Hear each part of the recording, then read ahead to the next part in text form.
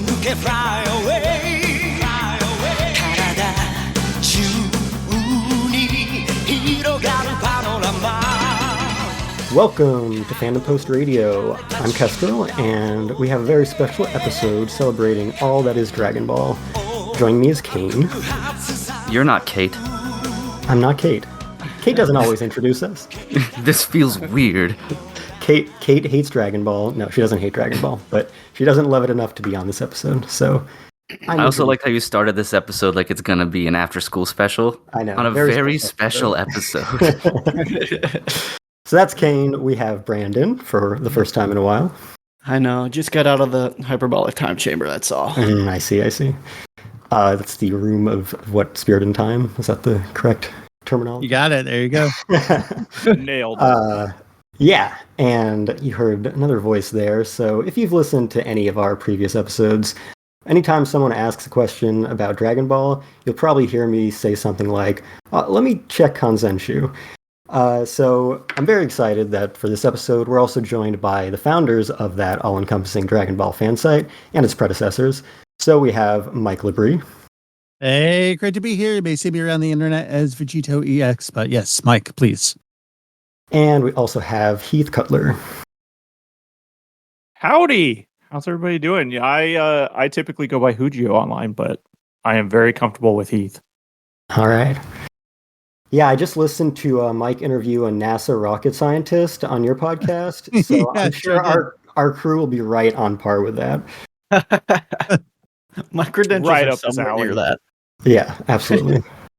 I mean, one of the questions you wanted, and I suggested was if the Raven mob was murdered in space, or what may have happened when the moon blew up the first time. So I think we were pretty close to the same experience. I guess that's probably the most important question, so we can just start with that. Were they Is murdered? Roshi a serial murderer? Yeah. No, so there's actually a question. That was one of the things that got addressed later. Toriyama said they're just floating off through space. And then there was a bonus illustration. I don't remember what volume it was, but Toyotaro addressed that in a kind of like interstitial chapter illustration where you're nodding along. Were they back making mochi? Was the moon was back? What was the deal there? I think they're back. Yeah, they had restored the moon. Yeah. So, hey, look, we're already off to a good start answering all your questions. Wow. Here you My go, life's Cain. now complete. Yeah, these are the ideal people for your insane questions. Yeah, so in case anyone is wondering why we're focusing on Dragon Ball right now, we are coming right up on the 40th anniversary, probably going to publish this episode right around that date. And as we alluded to, there is a brand new anime series called Dragon Ball Daima that just started last month. And of course, as we discussed in great length at the time, the creator of this franchise, Akira Toriyama, passed away earlier this year. So I'd been wanting to do a Dragon Ball episode for a long time and to bring on some representatives from Kanzenshuu for it. So this felt like the most appropriate time to do so. So thanks everyone for joining. Yeah, great to be here. So you got the majority of the crew. The other of our current trio, Julian, he lives in Japan, so this is just not good recording timing for him. Oh yeah, I would bet. He is He's not probably, a late night person. Yeah, so I know some of you have probably answered this many, many times, but we always have to start episodes like this by asking for each of us, what is your history with Dragon Ball? And I like to do it in the order of when each of us were introduced to the franchise. So I'm guessing that I know the two who are going to be talking first. But if everyone just wants to put in the year that they got into Dragon Ball in the Discord chat, we can go in chronological order there. Your best approximation, if you don't remember exactly. It's a great question. 96. All right, that's got to be first, right? Yeah. What year were you born, Bran? 94. So Okay, we were all alive. We were all alive. We were all technically alive. Yeah. Cool. Congratulations on your 30th. Thank you. It's all downhill from there, by the way. He's not wrong. Cool. So the rest of us are pretty much around the same area. Yeah. So for the two of you, feel free in discussing your history with the franchise to also include, your contributions to the fandom community that eventually became the Kanzenshuu that we're talking about now. For anyone who doesn't know what Kanzenshuu is, feel free to kind of illustrate that. So I guess, Mike, you can go first. Oh boy, those are a series of questions that are all their own. But I figured they're all kind of intertwined, right? Yeah. I like to preface the answer by saying this was not my introduction, but it was something I retroactively went back to. And I was obviously big into video games in the early mid-90s, collecting video game magazines. EGM was my jam. So I would always skip through the spiky hair characters I didn't recognize and just move on to Mortal Kombat and Street Fighter and NBA Jam, stuff I was playing. Then I was a freshman in high school in September 1996. And a friend of mine said, "Hey, I just saw this amazing cartoon this weekend. You should check out the next episode the next weekend," because he just saw the first episode. So I came in. I know exactly when I came in. I came in with episode 2 of Funimation's syndication broadcast of Dragon Ball Z in September 1996. And from that moment, I just kind of never left. I just continued onward. I threw myself into the franchise. I wanted to know everything about it. I got my first online computer in 1997.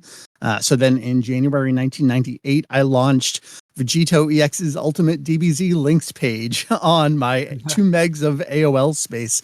The way I saw it was there are all these other Dragon Ball fan sites. I already had everything covered. There's nothing for me to do other than just point to the best of the best. In 1998, Google wasn't what you know of it now. We were manually submitting our links to stuff like Yahoo that was themselves manually adding links in categories. There weren't search engines as we know it. So I just said, hey, I'm going to point to the best of the best. I continued from there. Within a month, I had changed it to Vegito EX's homepage.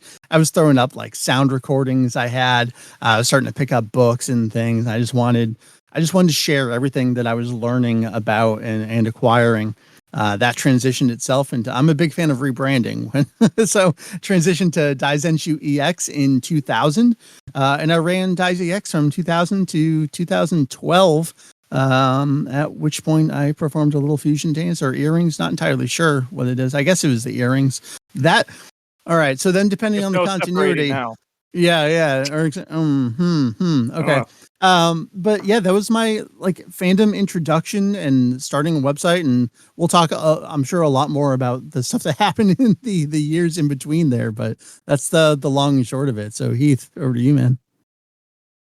So my introduction was in early 1997, so just shortly after Mike, and it was very similar as far as I got my first family computer in 1997, 56K modem, which we were lucky if we got 28. So I had a friend in middle school or junior high that approached me and said, have you seen the show? And at that point, I think it had just hit reruns. So they had run through everything they had.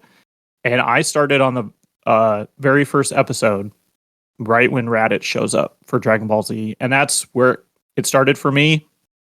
I did the same thing. I ran to my computer, tried to find as much information on it as I possibly could. And at that point, there wasn't a lot. And everything that you found was just duplicates all over the place. And that tended to be the case for a very long time. So by the time I got into college, I had really dabbled in website design and coding, and it just kind of became a hobby, even though I was going to school to be a civil engineer. And so my career path and my hobby paths are like polar opposite, which is kind of always interesting. But I really enjoy what I do on both sides of it. And that's kind of where everything kind of became married, because at that time in the early 2000s, I got my first job and had expendable income. And over in Japan was a revival happening around 2002 to 2004. We were getting the Kanzenban copies of, or Kanzenban version of the manga. We were getting Dragon boxes. And so I just started purchasing everything. And that is when I decided, hey, I have the opportunity to own all of this, and I would like to share it with people because they were very expensive, and importing then is not what it is now. I mean, the Dragon boxes were like, I think about $1,000 a piece. I mean, you can see a couple of them behind me, and at the time I was like, I'm going to do it. Why not? And that's when I decided to take all that information that I had acquired, put it in a website form, and then eventually, I believe it was 2005, I launched Kanzenshuu, and the rest is kind of history. Mike and I became friends. We talked a lot, and then eventually, in the backseat of his wife's car, we decided, hey, let's just merge because we pretty much do the same thing, but we have very accompanying content, and we could really put that together. And that's kind of where we are today, and we're still just rolling strong. So Nice. we both have a passion for it, and that's what's really enjoyable. I will mention my career is front-end web development, and There you go. I've always appreciated the design of a Kanzenshuu and its predecessors. So, yeah, keep Very up the nice. good work. Thank you. All right, Cain, you want to go next? Yeah, before that, I wanted to say I love the idea of the mythical levels that people had to go to for importing anime back in the day. So when I hear anyone talk about it, my brain immediately just rushes to people taking crowbars to boxes of cigars, and then there's a dragon box under all the cigars, and that was really what was shipped over. Or like classic mafioso style when it comes to importing some of this stuff. Very much like fell off the back of a truck style stuff, because it was a phrase just we use all the time. Yeah. Yeah. This is going to be visual just for the folks on the call, but the thing I'm holding up, this is a monthly Shonen Jump with a chapter of Nekomajin in it. This was an era, was it 2003, 2004, when this was wrapping up. You couldn't just buy manga issues on Amazon Japan. I don't even remember what site it was that I would have purchased this volume on, but we were like digging around, like, okay, this is coming to a close. We got to get these issues.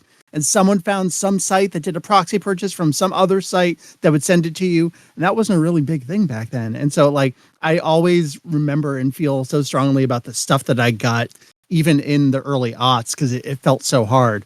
And today, Amazon, I always joke, Amazon Japan just sends it like a personalized fucking rocket ship to my house, where I got the Japanese guidebook for Sparking Zero before I got the American copy of the game. And that's just wild to me. Anyway, I'm sorry. I got stories for everything. Yeah, no love it. worries. That's some of the more fun things to talk about generally anyway, is the Absolutely. experience of folks back in the day versus the plethora, for better or for worse, of the options that we have to choose from now. How good we but- have it That's now. not even to contrast the differences between fan subbing back then. Yeah, I was going to say Physical the odds, media never compared to mind. digital media. Mid-90s, the VHS fan sub, sure. Yeah, how Oh, yeah, old man and crotchety do you want to get here? So we can do that. I know. That was because that was what you needed 2 VHSs, one like hard locked and something like that. Like I can't remember the exact details. I used to know, but it's been so long. It was typically in a Amiga computer. Is it a Genlock was the device that folks used to Genlock, overlay that's the text over top? Yeah. Never got into actual fan subbing myself, but certainly have boxes upon boxes still out in the garage because I don't have the heart to get rid of them.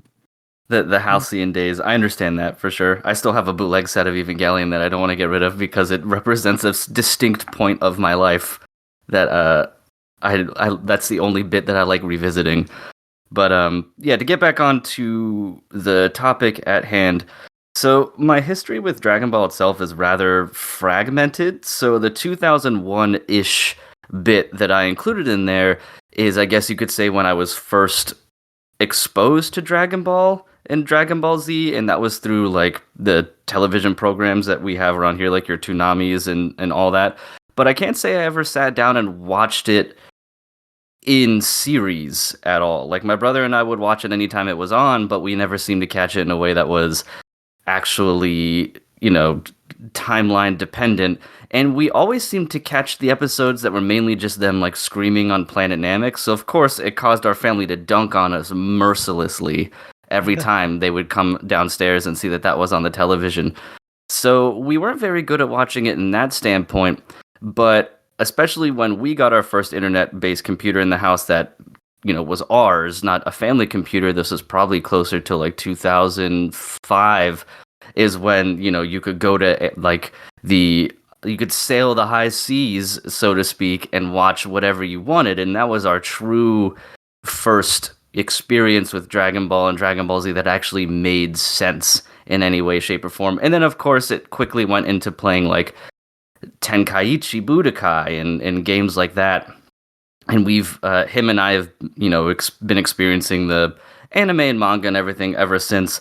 Probably our longest running piece of Dragon Ball material that we both really delve into and talk about is the gacha game. As funny as that sounds, the Dokkan Battle gacha game. Him and I have been playing that together since the first day it launched in 2015, and he has like 9 years of logins. He's logged in every single day, if only just to do it. So our experience is kind of not unconventional, but definitely not the standard you hear of people who like watch it every day and stuff. It probably wasn't until we were older and had the capability to get it ourselves where we really started delving into the product. And then most recently, I read the Dragon Ball manga, at least up to when Z starts, and then have been watching Daima and watched Super, and I haven't played Sparking Zero yet though. That's something I still need to do. I thought you were posting stuff about Sparking Zero, Cain. Am I misremembering that? Yeah, because I was watching playthroughs and talking to my friends who own it, but I actually haven't purchased it and played it. So the things that I had seen, like the fun fan servicey bits and stuff like that, those are all mainly from my friends sending me things as they own the game. But I'm so entrenched in like Street Fighter and shit that I'm afraid to pick up another fighting game. Gotcha. Fair. Yeah, it looks like Bran and I are both 2002. You want to go first? Yeah. Mine is pretty similar line to Cain, just, getting fragments of childhood memories from Toonami reruns, a lot of that going back to like Namek, Saiyan Saga stuff, and that was my first exposure for sure. But my first actual learning of the story itself was through Budokai 1 and 2, playing through the games and getting like that version of the story, and just like being so mad when you like win a fight, but your character still has to lose in the cutscene, stuff like that. But yeah, I'd say overall though, besides a lot of my early years catching it on Cartoon Network and Toonami, I've been a pretty casual fan over the years. I caught some of the movies here and there as they've come out. I did read through, similar to you, Cain, I read through the original Dragon Ball probably around like 2016, 17 or so. And then, I don't really keep up with Super or anything. So outside of like also watching like the fighting game scene with like DBZ Fighters and Sparking Zero and stuff, I don't really keep up with it aside from Daima just starting, which I was like, well, if there's any time to get back into it, it's now. Yeah. Yeah, so for me, 2002, I don't know if it was exactly when I first saw anything about Dragon Ball. I might have seen it mentioned in some magazines before that, but it's definitely when I really got into the franchise. And yeah, I do know that I had seen it grouped with like Pokemon and Digimon in magazines and stuff like that, which I was already into for a few years. I turned 10 in 2002. So that was right around that time that I was just kind of really getting into all those franchises. And I didn't really think that there was, this big anime scene. I didn't know what anime was. But my friends got me into Dragon Ball Z. I got my hands on some of the Pioneer 3-episode VHSs of the early Z episodes, with the Rock the Dragon theme song, of course. So I watched those on repeat constantly, and I wasn't aware at the time that it had ever been, syndicated on broadcast, because I didn't have cable myself. But around this time, it was also when my dad had moved out, and then he had cable, so when I would go over there, I would be able to watch Cartoon Network, and that allowed me to watch, other parts of both the original Dragon Ball anime and Dragon Ball Z. And then near the end of 2002, I was exposed to it in a couple other mediums. So Budokai, like people have mentioned, was definitely a big thing then. So I got that as soon as it came out and played through it. And then also Viz's new Shonen Jump magazine was, launched in January 2003 technically. So really it started at the end of 2002 as well. And that, like Keith mentioned, was kind of a comeback time in Japan for the franchise as well. Not only the video games, but the Kanzenban and everything else. And so that was a big time kind of worldwide. And Shonen Jump was my first exposure to manga, period. So I was kind of just getting it from all sides, getting obsessed with it in all these different mediums. I would watch the tapes, run to the TV to watch on Toonami, play through the story mode of Budokai, play against my friends, collect every issue of Shonen Jump. And that was, of course, I was drawn to it because it had Dragon Ball on the cover, Dragon Ball Z as it was labeled. And, other magazines and stuff that informed me that there was this thing called anime that all of the stuff I was into was a part of, and there was a lot more, and it was all from Japan. So because of that, not only is Dragon Ball obviously my gateway to manga, since I, read everything else in Shonen Jump, and that kickstarted that whole obsession, but I consider it my gateway to anime, even though it was technically my third anime, just because it was what taught me what anime was and that I could seek out more. And Toonami kind of became my equivalent of Shonen Jump for anime, in that I started watching it because of Dragon Ball and DBZ, and then I just started watching other stuff around it, and that has, put me down the path that I'm at today. And unlike those other early franchises that I eventually dropped off over the years, I'm still watching new Dragon Ball anime every week, 22 and a half years later, and I don't have any desire to grow out of it. So much of the other anime and manga that I still love are the Shonen Action series that have been following Dragon Ball's blueprints ever since. And that's certainly no coincidence, given how formative that series was to my passion for each of these mediums. So even if I'm not specifically writing and podcasting about Dragon Ball all the time, I'm definitely only doing the writing and podcasting that I do because of Dragon Ball, ultimately. And, for the rest of these questions, A, you can answer in any order. So just answer when you have something on your mind. B, don't feel like you all have to answer everything.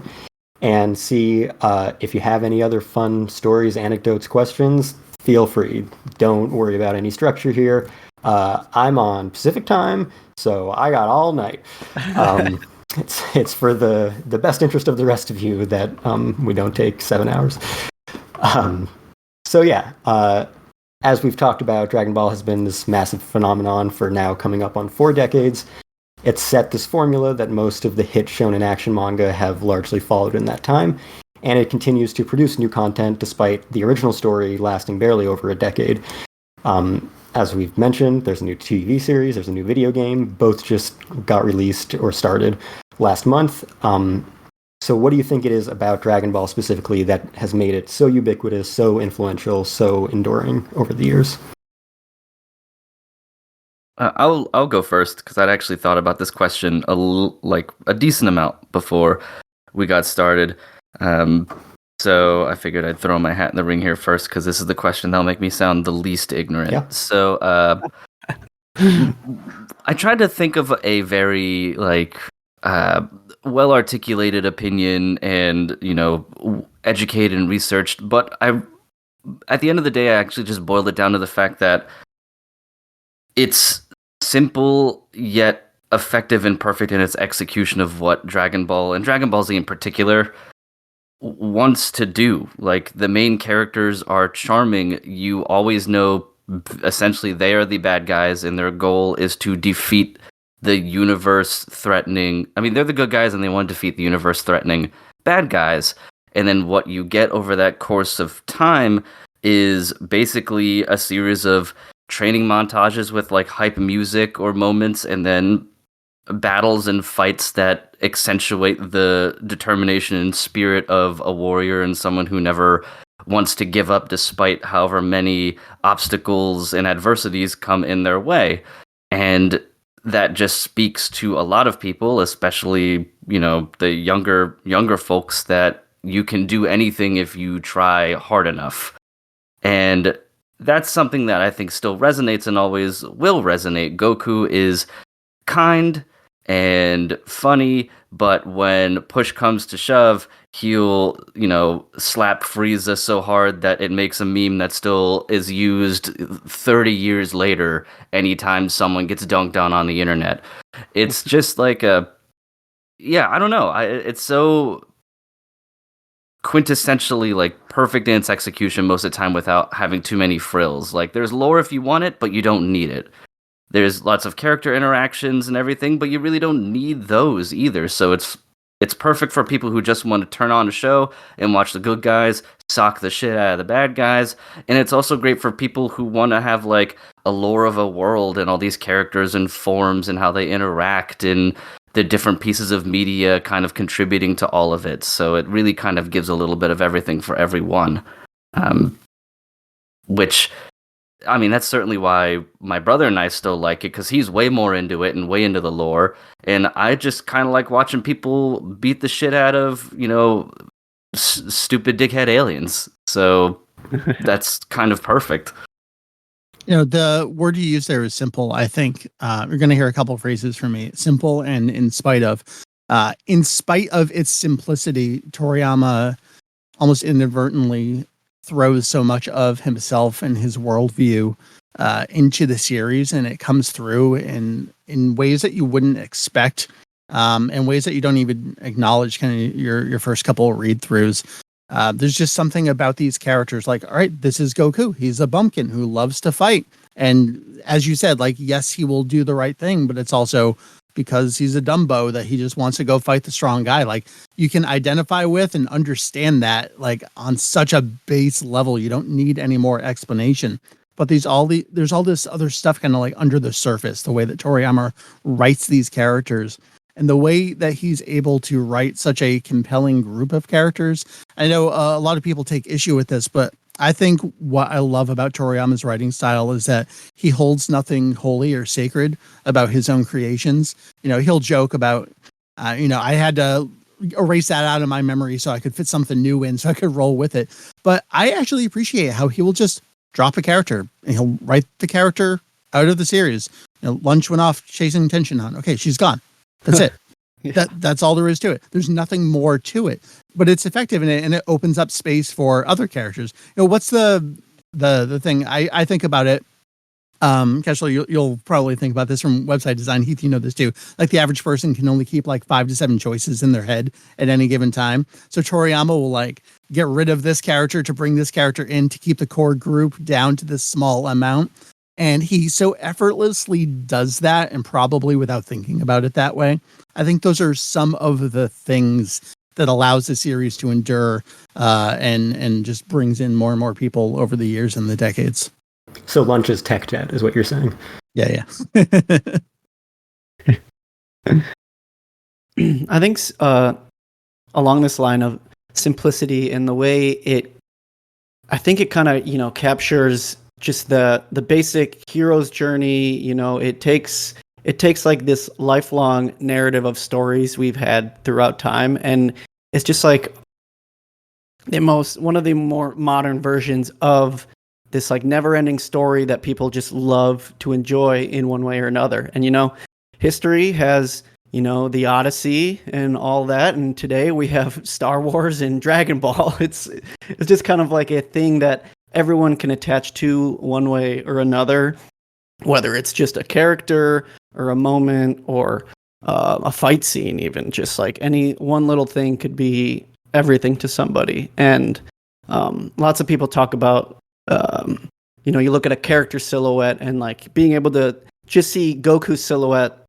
90% of people will like know exactly who that is when they see it, and it's just something that has stood the test of time better than a lot of other media we have nowadays. And that it breaks barriers from anyone around the world to see that silhouette or to hear. Someone just needs to squat down, do like a key charge and yell a little bit, and they know exactly what you're doing. So it's just something over the years that everybody has it just becomes such a cultural phenomenon that it's stuck so hard to so many people.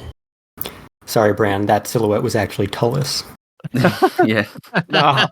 Or was Bardock, perhaps? I thought it was Bardock. Perhaps. Yeah. Just for Mike.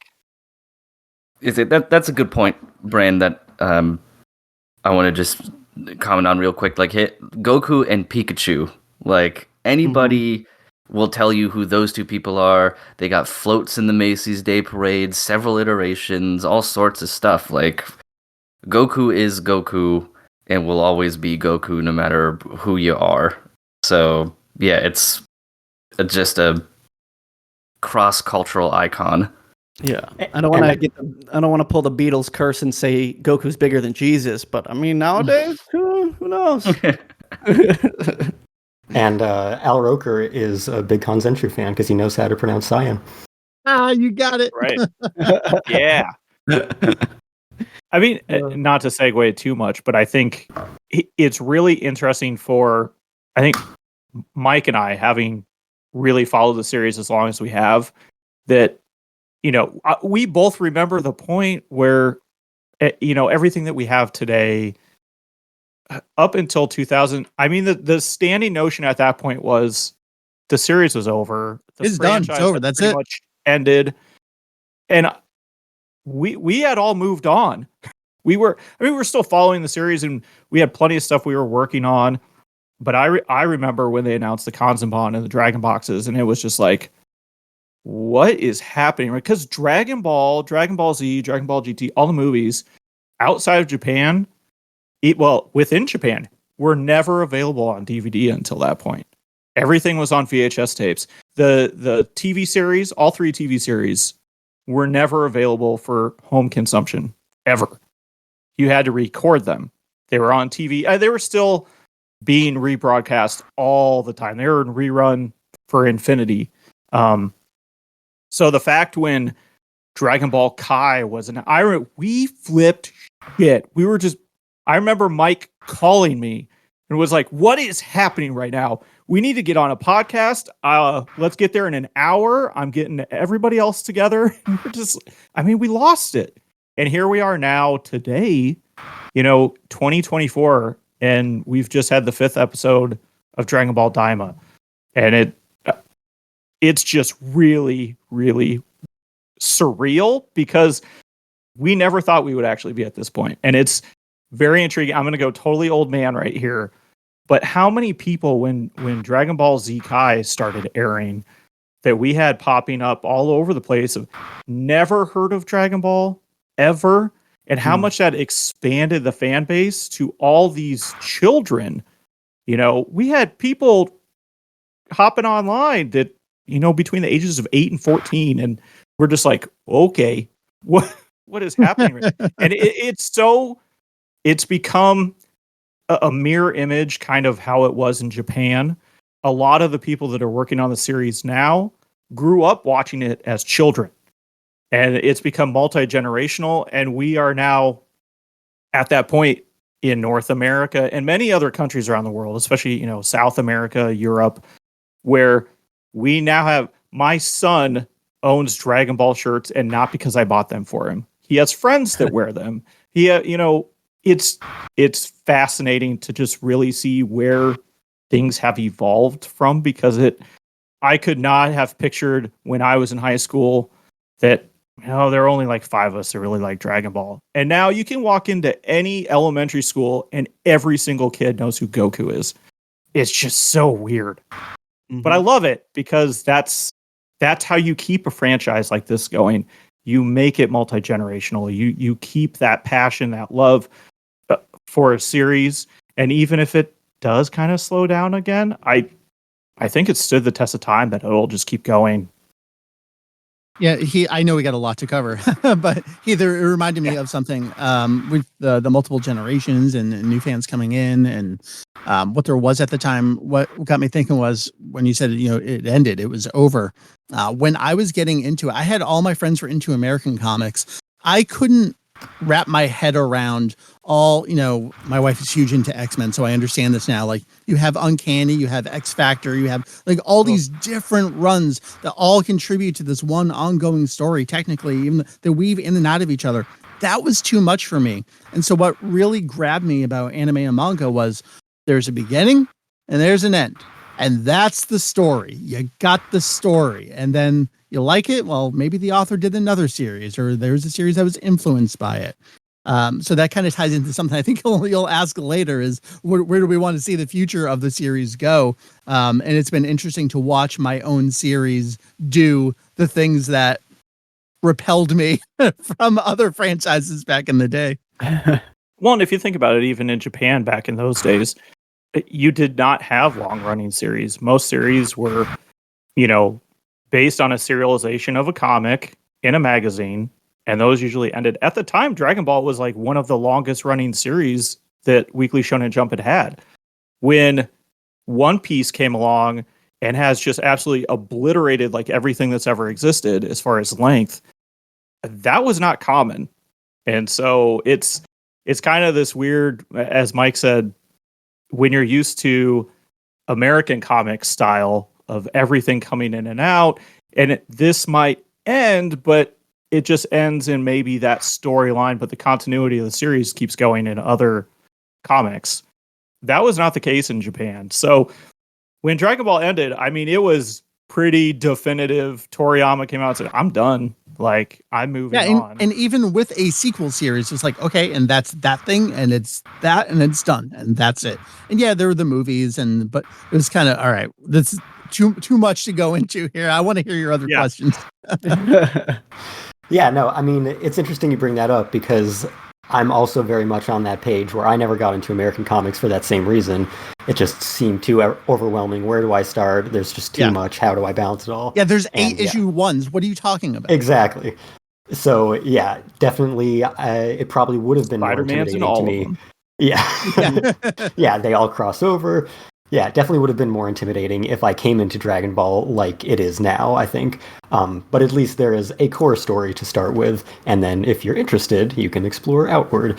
And yeah, I guess I have kind of experienced that too with like the Marvel movies, where initially it was like, oh yeah, you just watch the MCU movies in order, and they cross over, and it's pretty straightforward. It's all self-contained. And now it's like, if you want to watch anything Marvel, you have to have seen every other adaptation of any Marvel thing anyone has ever made. You haven't seen all 20 Disney Plus shows? Exactly. Yeah. Yeah, all the Disney Plus shows, the Sony movies, the Fox movies. It's like, oh, this is not what I came to this for. Yeah. Yeah, so segueing into another question that has a lot of overlap with the two we've already covered, but if there's anything else about what it is about Dragon Ball that's impacted each of you specifically, personally, especially for those of you who have dedicated so much of your lives to it. It brought me Heath. That's how it impacted me. Aww. Oh, and my wife. I guess that's mine too, right? Well, I mean, that's the route I was going to kind of go. It's a combination of things. Yes, we love the franchise. We probably go way more in depth than we ever needed to, but we enjoy it, and that's what we're good at. We're both very historical, archivy, completeness type people, so we drive each other. But we've had so many friends that we've made along the way, people that we never would have met before. One Piece was the friends you made along the way. You heard it here. That's right. I mean, just the outreach of people that we get on our Discord and just interaction online, forums. It's really fun to meet a lot of different people from a lot of different backgrounds, but we all have the same passion. And we're all, I say technically good at what we do with it. But the friendships, I think for us at this point, I'd say more so at the beginning it was different, but really now it is just we've built lifelong friends and we work well together and we have fun together and we do other things outside of Dragon Ball even at this point. And that's, I think, really nice. Do you think it was just the time in your life and this franchise had so much to offer? Do you think if something else had come along, or do you think there's something specific about Dragon Ball that was kind of like woven into your DNA? This is going to be my thing that I dedicate myself to. That's almost two different questions, right? Because for me, it came at that critical age, whatever age you are as a freshman in high school, middle school going into high school, that stuff imprints on you, man. Like that's your thing forever. And so it was Dragon Ball for me. And shortly before that, I already mentioned like Street Fighter, big into Street Fighter, still into Street Fighter. Man, Terry, holy cow, man, that crossover. Yeah. Whew. But Dragon Ball just came at the right time. And then what is it? Is there something special about Dragon Ball? I think there is, because Heath and I have said this for literal decades at this point, but there always comes a time where like, okay, that's it. Dragon Ball's over. We've made all the friends we're going to make. That was wonderful. Okay, I'm going to focus on this other stuff now. And then something will come around again. And somehow we make an entire new group of lifelong friends out of it. And you just never see that coming. And it keeps happening. And I couldn't be more thankful for that. Yeah. I think that power of bringing people together is something that Dragon Ball specifically brings to a lot of people that engage with it. And I told this story on our Toriyama podcast, but it's a memory that I've held for most of my life, because I haven't really had experiences like it where Dragon Ball literally crossing cultural and language borders, like introduced me to people. There was a time in grade school, I grew up in an area that was very, I had a very dense Hispanic population. So we had my classroom in third grade, and then there was the English as a second language other classroom on the other side of the hall. And so the only time we ever really interacted with those kids was at recess. And, we could barely understand each other if we were to speak to each other. But I made friends with 2 or 3 kids on the playground because we would literally meet up and draw Goku and Vegeta and hand them to each other. And we would just look at them when we got back to the classroom. And nothing has ever done that for me before, where we acknowledge each other on a level that we both love this thing and we didn't even have to say a single word to each other.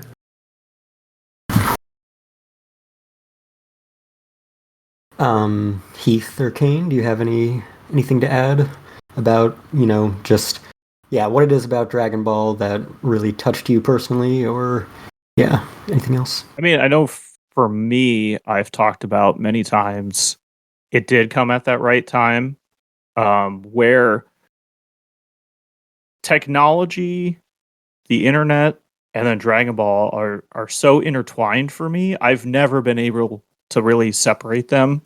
My passion for one thing and the other, I mean, they married, and it's never really left. And there are so many aspects about Dragon Ball that I thoroughly enjoy, and there's so many aspects about the other. And then as far as web design and marrying the two is match made in heaven for me. It really makes me happy to do a lot of that, because I like to do the deep dives and making the pages, and then being able to take what we put together and share it with everybody as a powerful resource for people to have legitimate discussions and really thrive and envelop their fandom and what they want. So in a way, I've always looked at it as we're kind of that entity that's out there just helping everybody along. If you want to deep dive into the franchise, you can. If you don't want to, but you just want to know who is in a specific episode, or a voice actor that you really like, or an animator that you really like, we have that. You may not care about all of our deep and in-depth guides, but it's there. And we try to cater it so that everybody can use it, and anybody in any country. And I think that's kind of, at that point, what really drove me, because my purpose at the time when I launched Kanzenshuu was to share information that other people just didn't have access to, and I had access to it, and I knew people that could help me, because even then and still now, I don't know everything. I have questions, and then I'm learning as I go and sharing with others. And so it's just this constant cycle for us I think of sharing everything, being open about it. I mean, if anybody has questions, we're usually always more than willing to hop on a podcast or get on a call with somebody, reply to their email, what have you, and just shoot the shit about Dragon Ball if you have a question. And I think that's what's kept me around, but that's also where I came from at the beginning. I love Goku as a character.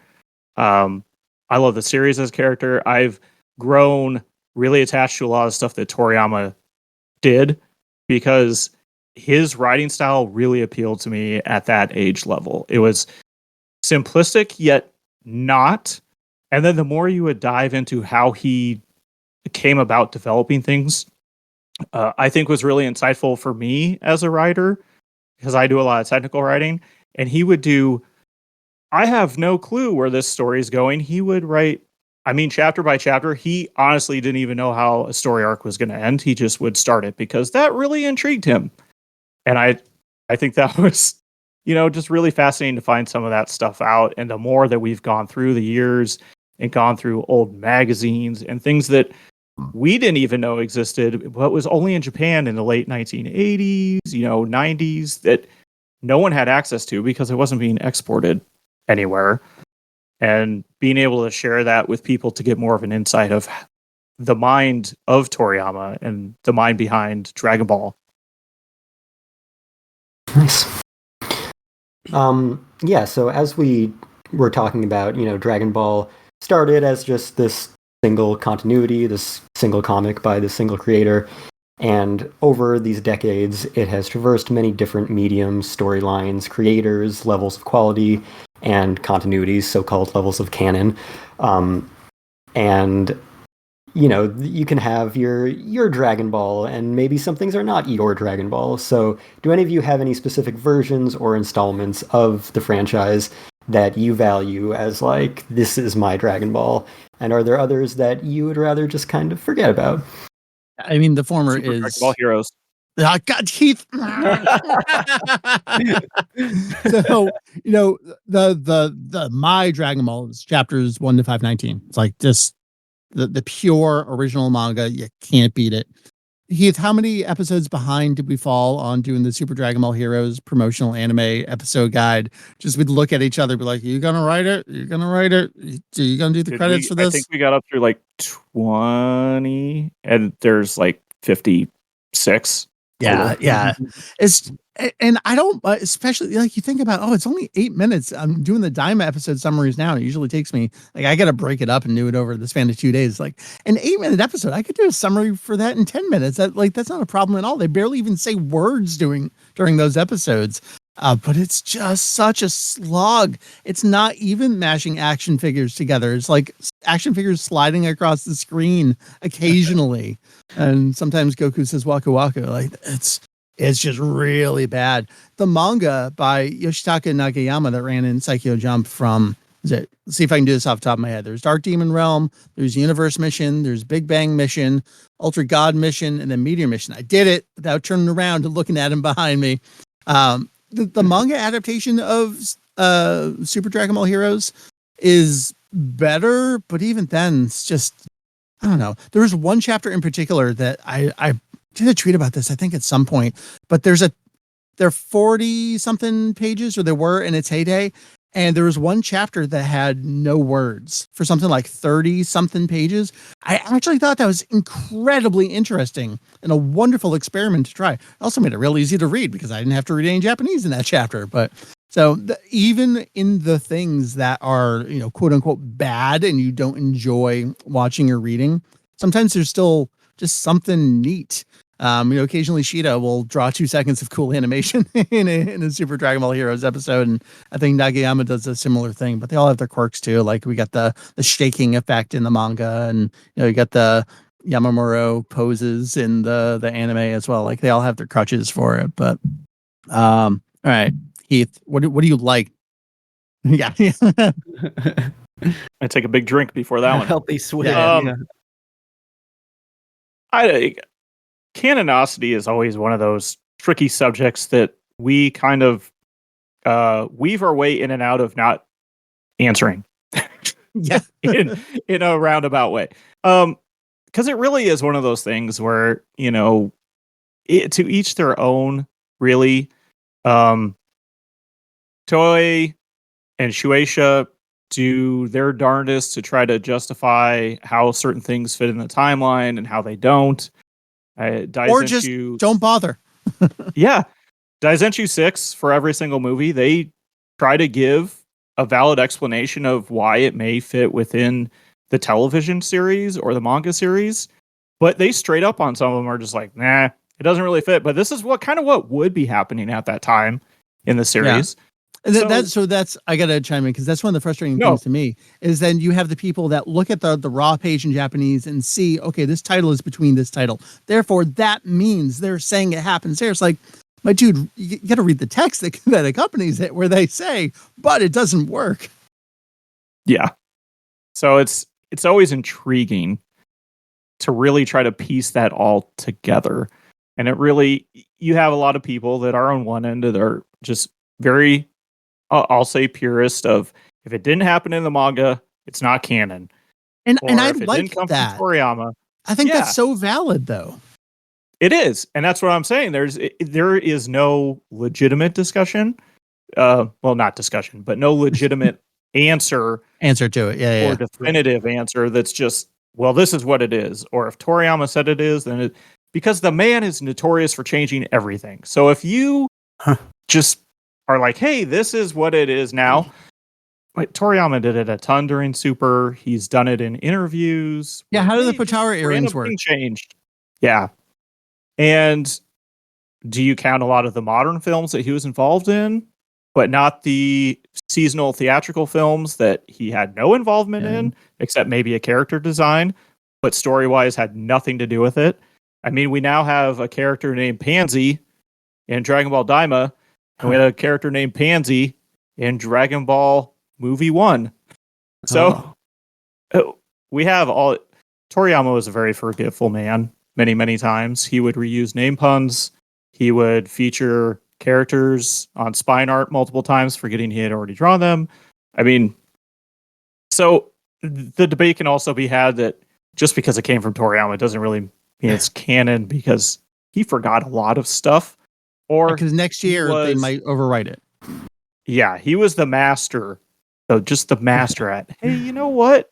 Somebody would call him out and someone would go, well, I think this is why that happened. And then he's making up on the fly in an interview. And then all of a sudden, boom, that's canon. So Toriyama and it's a very interesting discussion. And there have been many takes from many sides by many people for decades. And it's not something that really appeals to me to just, oh, this is what it is. Because I think it's how you enjoy the series, how you like to enjoy the series. Because there are many people that have never read the manga and only watched the TV series and maybe some movies. And then there's the exact opposite of that. And there are people that read all the interviews and own the Daizenshuu and go through those and nitpick them. So it's really, how do you even compare apples to oranges in that case? I was going to say, and that's my long answer. Toriyama and Hirohiko Araki battling for the I forgot crown. Yes. Yeah. Toriyama jokes about forgetting more. So I feel like I need to actually do an entire rumor guide article about breaking down every time that he says he forgot something. Does he actually mean that? And what are the facts behind that?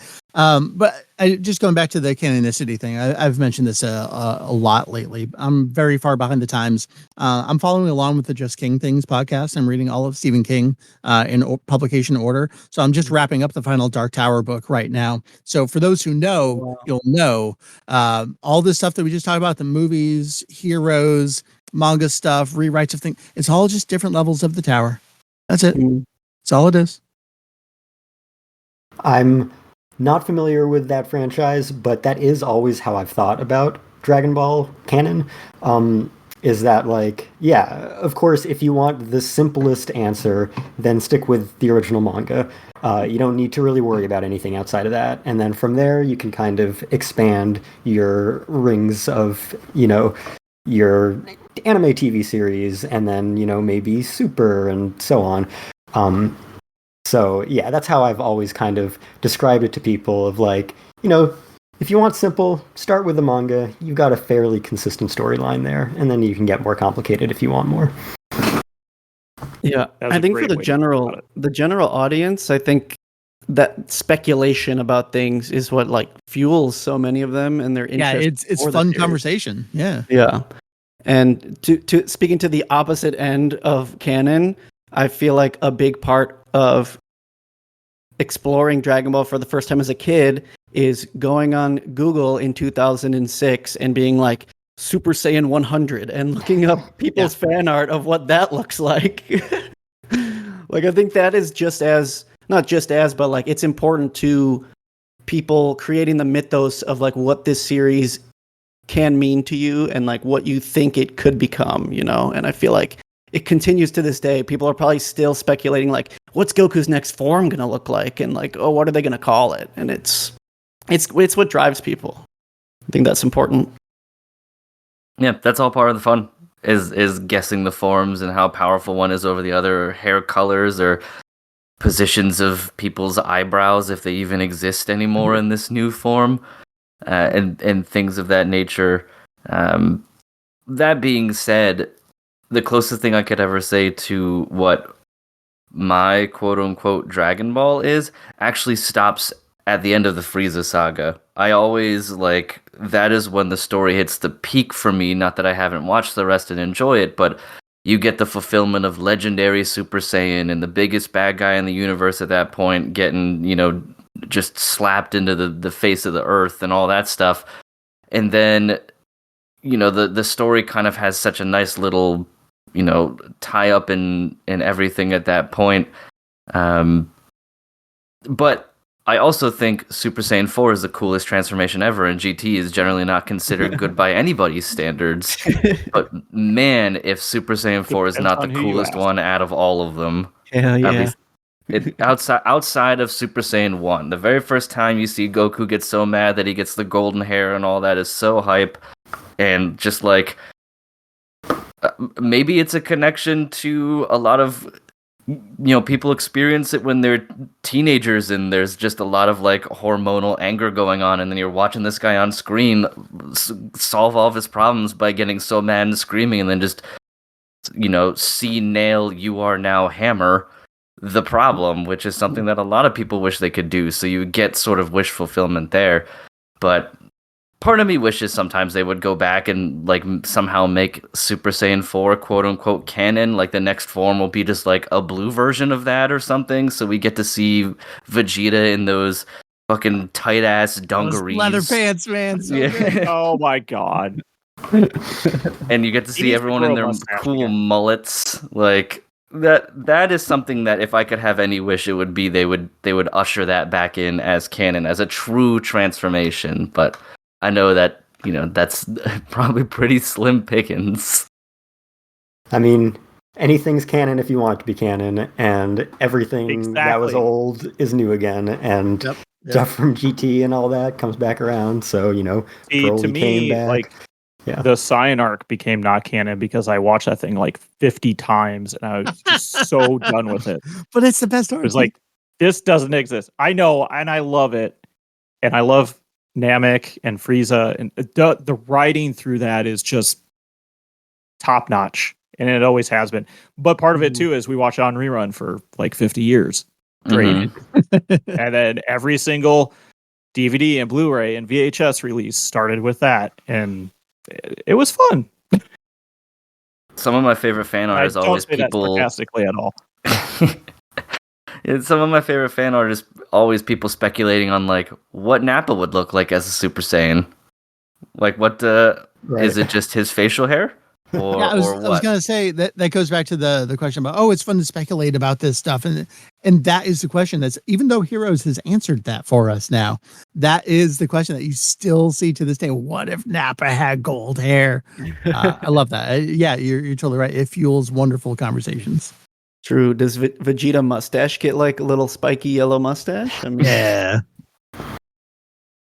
I think something you said, Cain, about Frieza saga being the end all be all for you, because that's just where the story is at its peak. I think that's the other beautiful thing about the series is that everyone can have their own, like, this is where it ends for me, or like, this is where I find the most value out of it. And no one's really wrong when you say that, because like for different people, different parts of the story will hit harder. And I agree that like Frieza Saga is like peak fiction, but for me personally, I liked Gohan so much that Cell Saga was like my peak ending arc, where like he gets his whole send off and the Super Saiyan 2 moment and everything. Just Yes. I feel like for everybody, there's like a different area where like for me it might have ended personally, but it's okay that it continues on and people find, some people, I'm sure the most recent like Tournament of Power or whatever is like could be the peak for them, and you know what? Hats off to them. They're also right. Right. Yeah, that's a really good point. There are a lot of points within Dragon Ball where they're just natural cutoffs. Right. And I think that's kind of nice, because if you want to get off the train, you can. If you want to stay on, it'll keep going. And it's also kind of, because how many people in the United States specifically, watch Dragon Ball Z before they watch Dragon Ball? And just how naturally that kind of worked. I mean, you had to pick up a little bit on who the characters were at the beginning, but yeah, it's very doable for a lot of people, and you see it all the time. Yeah, that's definitely the big advantage of it being so arc-based, that there's no overarching plot, no overarching enemy that we're always building towards. So you can easily just be like, yep, that was a satisfying ending. I'm done now. It's also that simplicity, too. Like, you never really have to question too hard who the bad guy is. Yeah. Like, they just show up and they're like, I'm going to destroy this planet. And then you know exactly who the big bad is. There is not a lot of, political thriller action going on. So, that certainly helps things as well. So we've been talking a lot about, where the franchise could go from here, where it's headed maybe, the fact that it can keep making new arcs, new stories, keep going forever. Obviously, the landscape of that changed a lot this year with the passing of Toriyama, especially with how involved he's been in the major material for the past decade and change. So with him no longer around, for each of you, would you rather see Dragon Ball end in terms of, full-fledged series, or do you want it to just keep continuing forever with other creators taking on the helm? Yeah, I don't know. So it kind of gets to my earlier point about my earliest days finding the series and loving that had a very obvious beginning and end.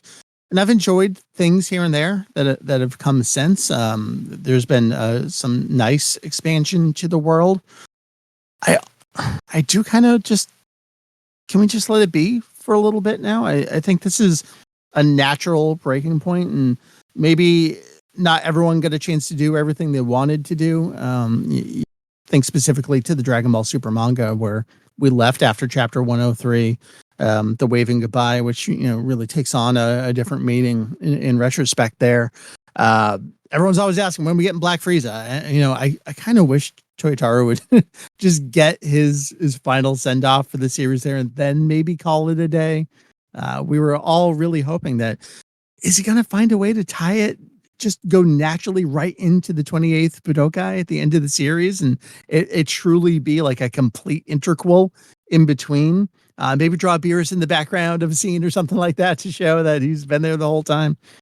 So I think that's kind of, I would like for him to have that opportunity to do it, but if he doesn't, that's kind of okay too. I'm kind of all aboard this Daima send off, and maybe we just need to let it be for a bit. Whether that's out of respect for Toriyama, I don't actually know how to answer that myself, how I feel about it. It seems right. Seems like the right thing to do.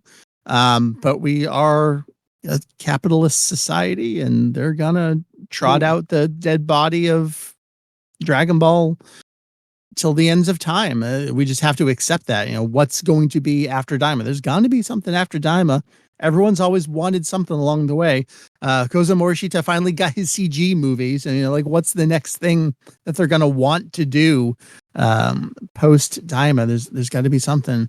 I'll just close it out by saying, put Moro in a video game, you cowards. I just wanted to ask, when are we getting the George Lucas remasters where the last 4 episodes have beers in the stands? Yeah. We gotta get that. We gotta get that. Yeah, like you said, is money is going to always lead the way, and as long as Dragon Ball is still successful as it is, it's going to keep going, and that's the unfortunate case of it. And now even with Daima just starting to air, the very first episode showed snippets of reanimated scenes from Buu Saga, and of course people are automatically going to speculate, oh, are they going to redo all of Dragon Ball Z? Are they going to give it the One Piece treatment and start over with a whole new animation team and just run with it? The really Dragon Ball. Yeah, no, exactly. The Dragon Ball. But it's how long can something go on before it gets flanderized into oblivion and Goku just becomes like a big hunk of muscle that does nothing but fight and loses all his character? It's hard to say where that natural end is. Did you have something, Mike? Yeah, you know me. The only thing I wanted to chime in there was just to the idea of Toriyama and respect and his decisions. We know what the story was in 2008 when Bandai approached Toei and said, we'd love to get a new series. And Toriyama said no. At that time, it wasn't something he was interested in doing. So they kind of looked around the landscape, and it was Kazuhiko Torishima, who's Toriyama's original editor at Shueisha, and he went on to be major honcho within the corporate structure there at Shueisha. He said, what if we edit the old series and put that on TV? So Dragon Ball Z Kai, yes, was made to be closer to Toriyama's vision. That's what they said. What they actually wanted to do was fill time, indoctrinate new audience to Dragon Ball, get that back on TV. But you can see between that decision and then bringing him Toriyama nudging Toriyama to look at Battle of Gods, and then respecting him basically rewriting the entire film, respecting what he wrote for story outlines for Super. Along the way, they have always kowtowed to Toriyama and allowed him to write what he wants to write and respect what he wants to write and roll with what he wants to do. Yes, there's editorial influence along the way. We know the Broly movie was one of several topics that were suggested as a possible movie, but Toriyama went with Broly, and so they went with Broly too. We're not going to have that anymore. The closest we're going to have is probably Akio Ioku, who splintered off and formed his own company, Capsule Corporation Tokyo. He seemed to be truly Toriyama's right-hand man. Greenlit Sandland without anyone else saying okay. As I've said lately, maybe Ioku truly is King Ioku, and we should all bow to our new fearless leader. He's done good so far, but we are in a unique situation without the Toriyama Sensei. What do you think? We can't do that anymore. I don't know. All right, Heath, good. No, I mean, I'm in full agreement with that, because it's this really weird crossroads that unfortunately many franchises have had to deal with, and we find ourselves in this boat. But, the almighty dollar a lot of times does speak, whether we like it to or not. As fans of the series, I tend to agree with Mike that at some point I would like it to just ride off into the sunset, and maybe down the road throw us a movie every once in a while, or just something.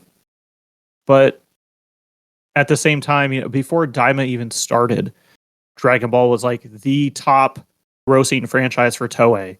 They didn't even have a series yet. There's no movies, but between overseas licensing, video games, merchandise, I mean, within Japan, even without a series, and this was true even with Kai, I mean, they made so much money. It's the top grossing series, the top grossing franchise that they own. I mean, the rights alone is where they make most of the money. I think their overseas finances it's insane between them, One Piece, and who am I missing, Mike? It's usually for a Bandai, it's usually Gundams up there as well. Yeah. So I think that will speak to a lot of it. I think we will have more. How quickly it comes, I don't know. I think that is the question. Do they let it breathe for a little while? And Do they go with more of a movie format like they did for a little while before we had Super? Because we know they had other ideas. We know that they have the Dragon Ball Super manga that is basically a palette that they can use, or a template that they can use to develop another series. I mean, for so long there were rumors online of a sequel Dragon Ball Super TV series. So I mean, that will be floated out there forever until it actually happens. Especially now that the content is there, Toriyama was involved. I think that's inevitable. When, I have no idea, but I think we have to face the reality that it's going to steamroll forward. At what pace, I think, is really the question.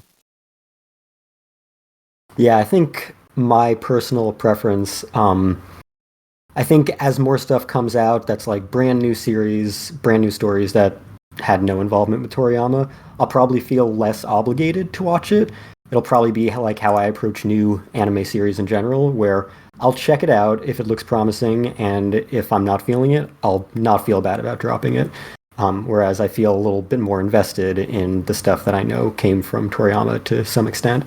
However, to Brand's point, if we get the Dragon Ball, a full-fledged remake, like they're doing with One Piece, not that we know if that's actually going to be good, but that kind of prospect of like a Hunter x Hunter 2011 treatment for the original Dragon Ball manga is my kind of ideal adaptation. So I would love to see that. Yeah, the money being in the licensing stuff is, I think, in a way, no better illustrated than things like the bubble popping gacha game I play, which always needs new content for people to spend money. Since it came online 9 years ago, worldwide it has grossed over 3 billion USD. And if you stop that, unfortunately, as you folks were saying earlier, if you stop the creation of new characters and storylines and other things, that gravy train's going to slow down. And, I'm sure that, Bandai Namco, all the powers that be, really enjoy having an extra $30 million a month to play around with.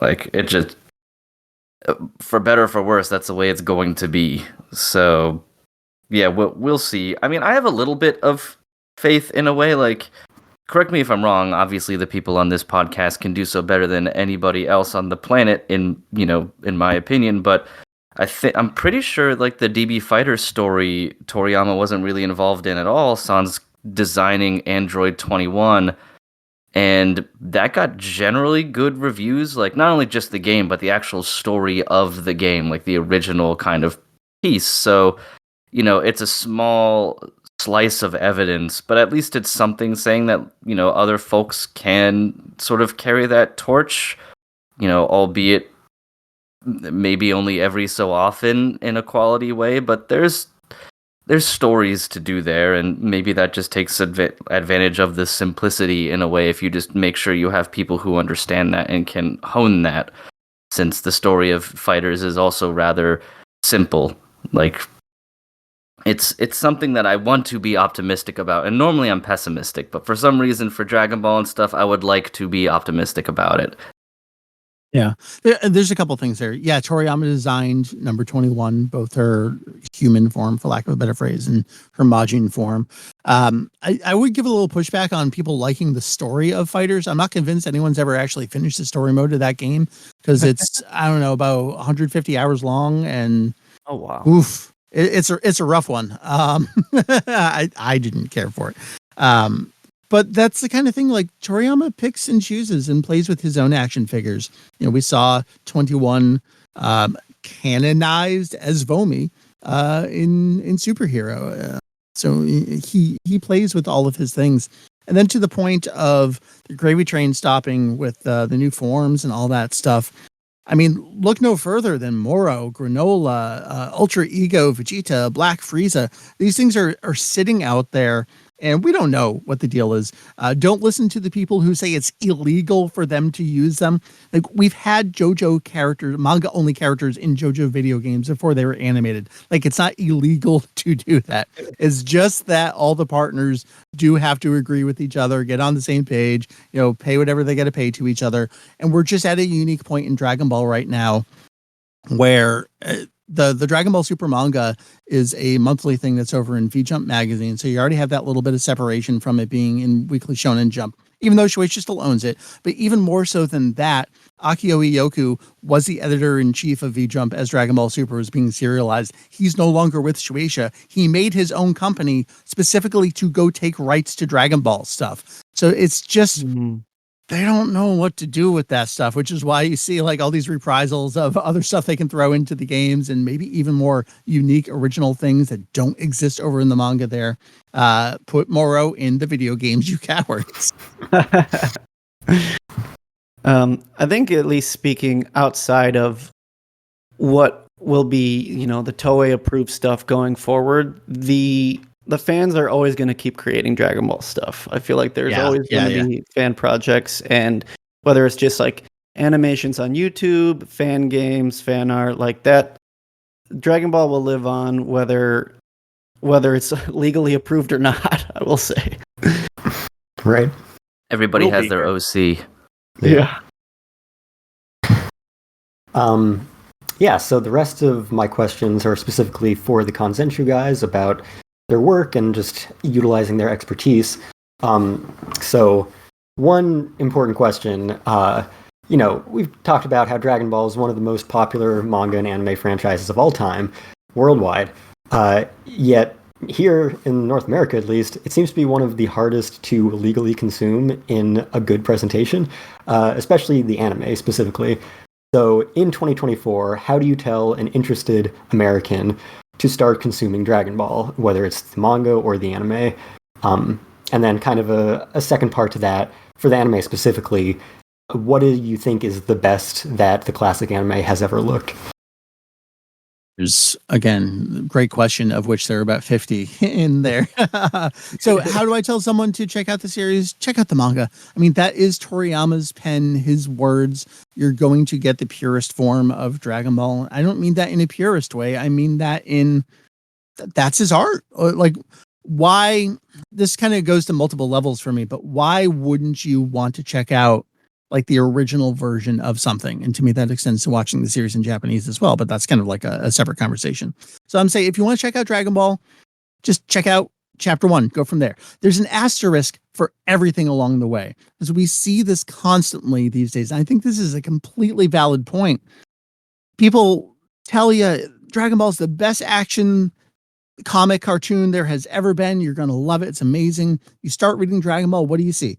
Child penis, underage boobs, there's some poop. Yeah. And like, when you've been into it for so long, you kind of get desensitized to that, and you forget, oh, right, that's what the peel-off arc was. And you really have to kind of set the stage for like, okay, he did this thing before. It was called Dr. Slump, and it was a gag manga, and he was considered like one of the legends of gag manga, and it transitioned into an action series. And after about 13 episodes or however many chapters that is, like 20-ish, then you're going to get to a tournament, and then it's going to be great. So like, just hold on. Like, it's going to get really good. And you hate to say that, because then you hear like it gets good after 26 episodes. It gets good after 52 episodes. It gets good after the time skip in 500s or whatever it is. But I do think there is something undeniably classic about Dragon Ball from the very beginning. I think you start with chapter 1 or episode 1. You're going to have a great time. There's something just so whimsical and endearing about it from the start. But then, like, presentation and watching of things, I mean, there's so much to say there. I mean, DBZ specifically has just been devastated by the choices that Funimation made in 1994, in 1996, in 1999, in 2005, and in 2007 specifically. All of those very specific years have contributed to the downfall of the interpretation and presentation of Z specifically. And the ramifications we still feel, they're felt internationally through other licensors, that Toei says, oh, just take the Funimation masters. Like, All right, sorry, we didn't mean for you to get that version, but here, well, you have to suffer too. That said, I also push back on some of the like over. I don't even know how to describe it. Like the real kind of like audio file, video file aspect of it. And it's easy for me to say because I came in during the fansub VHS days. My 23rd Budokai fansubs, they're actually Nippon Golden Network recordings. There's a single episode that the tracking was so out of whack, I only have audio for that episode. And I fucking loved it. Like, that was the best thing I had ever seen, even though I literally saw nothing that episode. You know, it's a show from the 80s and the 90s. And yes, it can look incredible because there are film masters for this. And with a great film scan and proper restoration, this thing could look incredible. At the same time, it's also an old series. And sometimes it's okay for old things to look old. And that's been part of my problem with Funimation's dolling up of the series over the years. Is you look at all of those I just saw one going around again where it's like, what if Super looked like Z? It's like, that's not what Z looked like. That's what Orange Brick 2 looked like in 2007 with the blown out colors and everything's all smoothed out. Like, that's not actually what the series looked like. But at the same time, I don't know, man. It's tough. Like, Z is just an asterisk after asterisk of explanations and recommendations.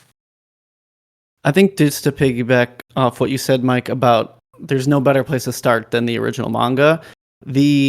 My first reading of Dragon Ball really changed my view of the series as a whole because, I bet, yeah. You know, as a kid, you know, you experience what the anime was here dubbed and the way it's stitched out and like how long episodes feel. And then you read the manga for the first time and you get a real sense of like what the artistry of Dragon Ball is actually all about, and realizing that like Toriyama was just like not only an amazing artist, but like his paneling and the way he choreographed fighting is just like on another level. Like, yeah, his command of the page is second to none. Absolutely. Yeah. And, you know, there really aren't a lot of other comics that I had read to that point that illustrated motion through a page that way. And it really changed my respect for the series as a whole, just reading it.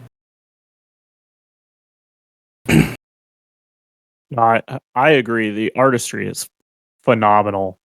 And that's why I've always enjoyed the manga. It's kind of weird because I go through these phases of I'll lean towards the animated product a little more, and then I'll go back to the manga, and it's kind of dependent on what's actually happening in the real world at the time. Like right now we're in a series, so I'm like real heavy production side of animation right now. And then later Julian will our cohort, who is not with us today, will pull me into the manga again, and we'll deep dive into a bunch of chapter pages that we haven't, you know, worked on in a decade. So that is always kind of fun. But yeah, like Mike said, it is an interesting road to follow because it's one of the few series ever that is never from finish to end just had a here it is. You know, not even as it was shown, just, hey, they gave us these masters, here it is. It was always the goal to modernize it as much as possible. And it was Dragon Ball in general came into North America at a really odd time because that's when, you know, we had like Speed Racer and Gundam and a few other series from the 1980s in Japan, a lot of which no one knew were from Japan at the time. It was never advertised. And so when Dragon Ball came, that was the same thing. We don't really want people to know this is from Japan. And so we want it to look this way. Even, and Mike can vouch for this. I remember when scanlations of original chapters out of Japan came to the United States, people would flip the image so that it was in a American comic book form. So instead of being read from right to left, it would be read from left to right, but all the artwork would be swapped.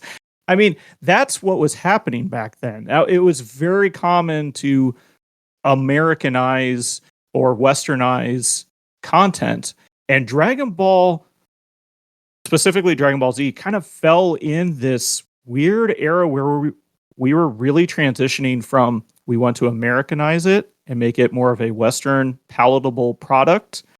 And where we were even just 15 years later of, wait, we want our shows like Naruto and Bleach and One Piece, we want them to be as accurate as they were in Japan. I want the exact same show. In fact, we're going to leave Japanese words in there. That was not a thing at the time. That is not how they adapted content.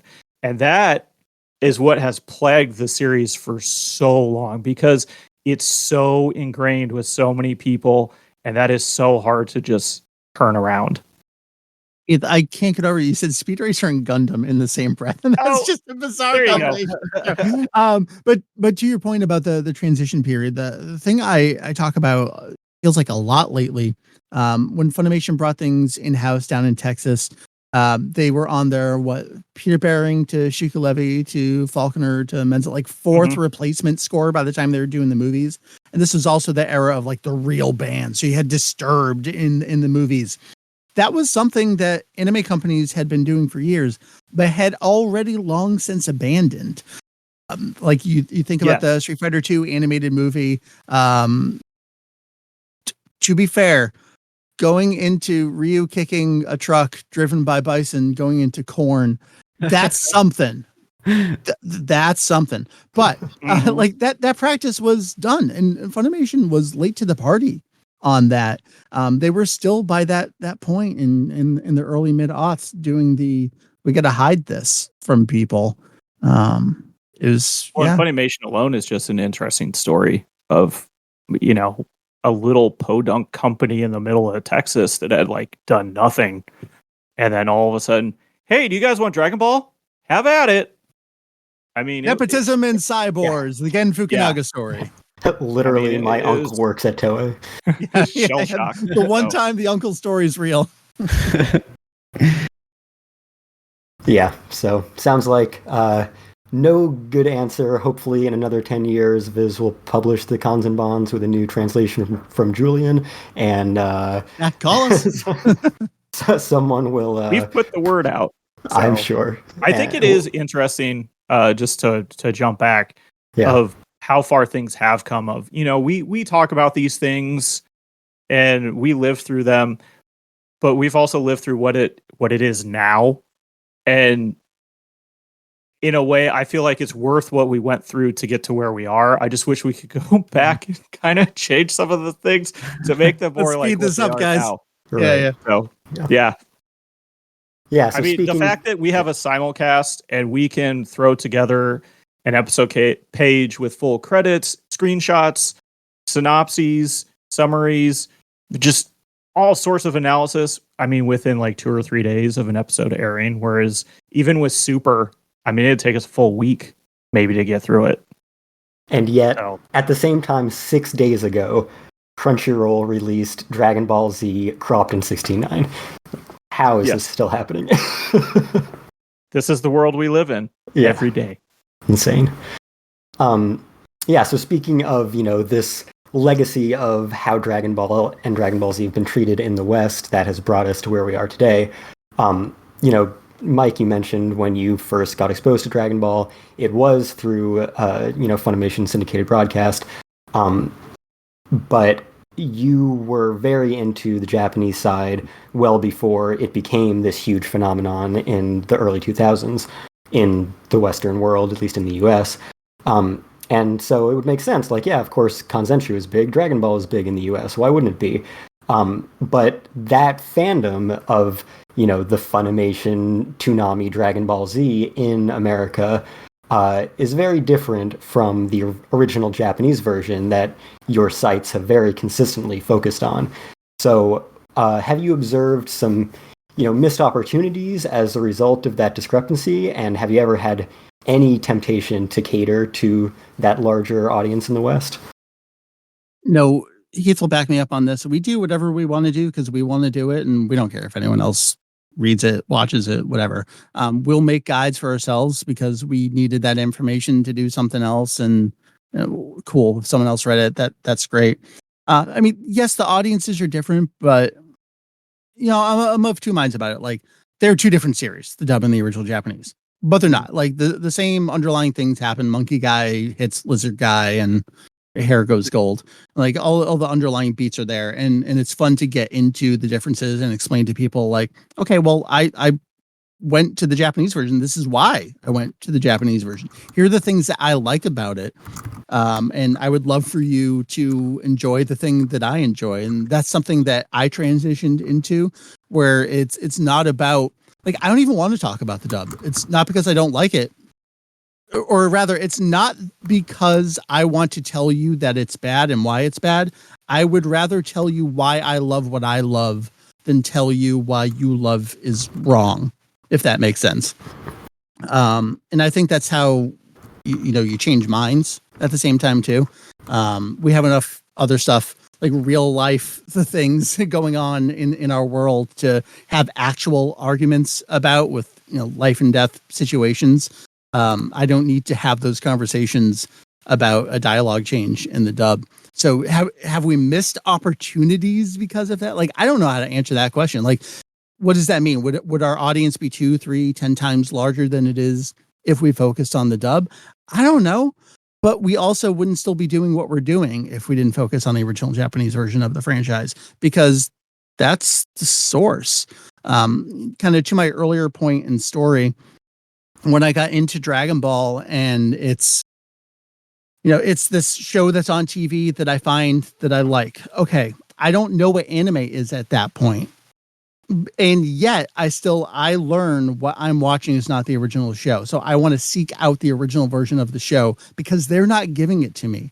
I don't know what a weeb is at that point. I don't know what an anime purist is at that point. I just know that the show that you're showing me isn't the show. And so to me, it's always been about, I just want to know more about it. And that's what we aim to do with our site, is we want to be the place where people can, like, I got to know more about this. I got to know. The example is classic example for me, but the commentary track on DBZ Movie 1 Dead Zone, at some point, the voice actors tell you, like, we got nothing interesting to say. You might as well go take a pee break at this point. I will never have anything about our site be that. I always want to have a cool anecdote to share with you, something that I just learned, because I always want to be learning too. There's always something new and interesting to learn. And whether that's you're reading about the boil that Toriyama had on his butt because he was sitting too long drawing manga, like, that informs something about what he was working on. That's interesting to me. And I want to share that information. I remember that commentary track. A lot of people do. Yep. I also think plus everybody needs that confirmation that, yes, in fact, one lady voices at least 3 characters from the same family. Oh yeah. And that is why they all sound similar. It is the same person. Yeah, I think that's just like an unfortunate barrier for Western viewers, is that, like, for most people in the US, like, Sean Schemmel's voice is going to be Goku for them. And I think I respect the desire for people to watch it in the original, because that's as close as you get to, like you said, the same way that reading the manga is the closest you get to the original intent, because Toriyama handpicked Masako Nozawa to voice Goku because he heard her voice while writing it. So it's like, if it's like you said, you're not going to tell someone you shouldn't listen to Goku speaking in English, but if you really want the truest intent of it, like, this is where it is. To me, it's just like, why wouldn't you want to learn more and have it inform something else? Like, even if you do end up still watching the dub, cool, man. Like, watch whatever you want to watch.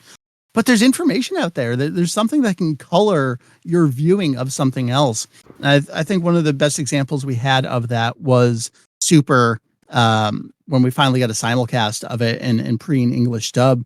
There was no precedent for what Goku Black sound like in English, other than, like, Xenoverse 2. And oh boy, that was like its own thing about what that initial performance was.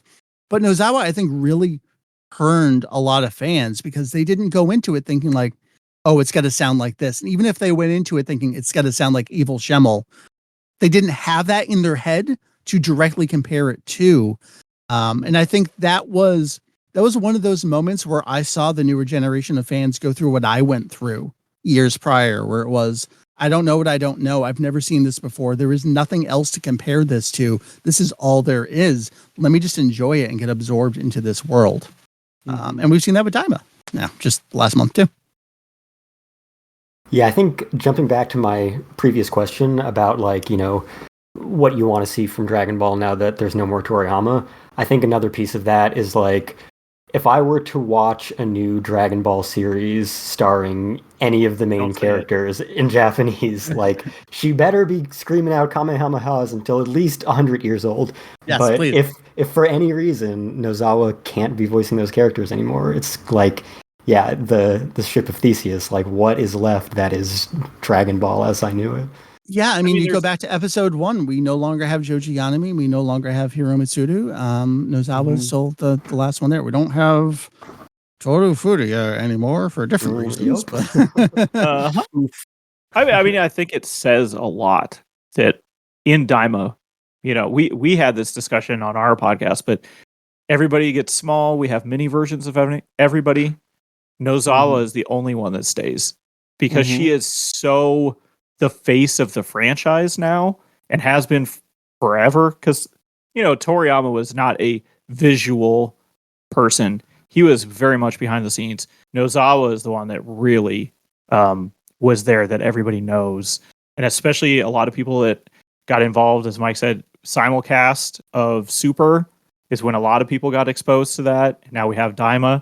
And we anticipated that they would be making some voice changes, but I think it says a lot that they kept her and said, we can't have an entirely new cast of people and not have her. And it'll be very interesting down the road what they do when she's either no longer around or just says, I can't do it anymore. But the thing is, she wants to. And I mean, she said that she'll do it forever if she can. Right.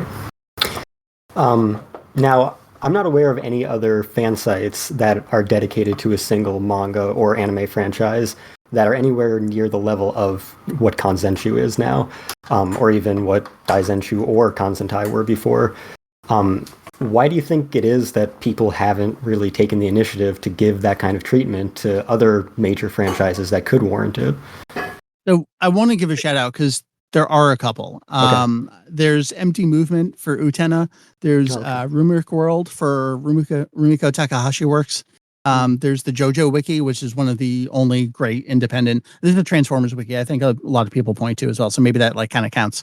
But it's a wiki, but it's also kind of like a website in and of itself.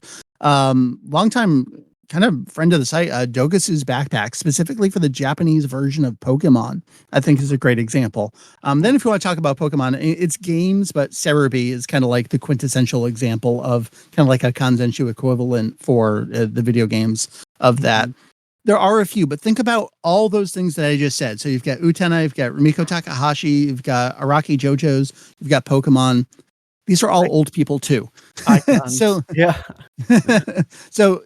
but all icons of their mediums as well. Sure. But I think for me, it's specifically that they're old. And so it's people from our generation. What do we know how to do? We know how to make websites and we know how to make fan sites. That's what we started doing. And we have the inertia to continue doing that. I don't know if there's a Kanzenshuu equivalent for, what did the kids call it? The Jujutsu Kaisens? Is there a fan site for that? I don't know. Because I don't watch that show or read that series. Is it out there? Cool. I would love to know about it. And even though I just listed off a whole bunch of these, like I've had very limited conversations with these folks. I wish I talked to them more because I would love to trade war stories with these folks from what we've done over the years.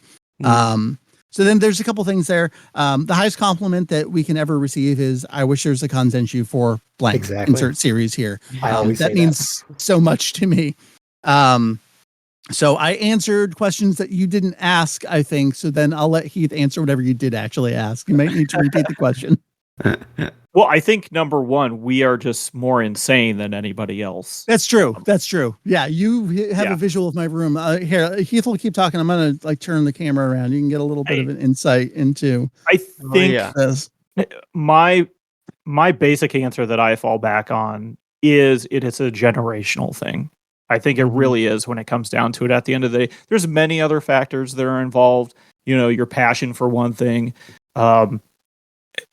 your passion for other things that are intertwined with what you like to do, whether it be, hey, you're really into video games or web design, and you mix all those things together.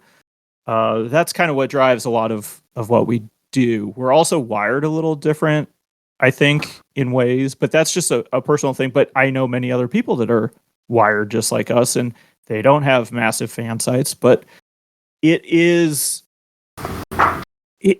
really is generational, because this was, like Mike said, what we did when we were in middle school, when we were in high school. It carried on into college. Like, what was I going to do? I was going to make hypercard stacks and web pages. Like, that's all there was. I mean, fan sites were the thing. A lot of people had them. A lot of our friends had them. And then they just slowly started dying off as the internet changed. And then you started to see more kind of like blog stuff pop up. A lot of people did that for a while. And then now we are in the more digital era of video and just how easily accessible it is. But we are also from the generation of, like, my dad's a big historian. We read a lot of books. We read a lot of comics. The written word just kind of surpasses everything. And it is so much easier to track down information within the written word somewhere than it is to watch a video. And I'm not here to slander anybody that YouTube videos. How or many TikToks times? or whatever. I mean, blah, blah, blah, blah. Chapter 6 walkthrough minus video. Because, like, dude, just tell me where I need to go in this goddamn stage.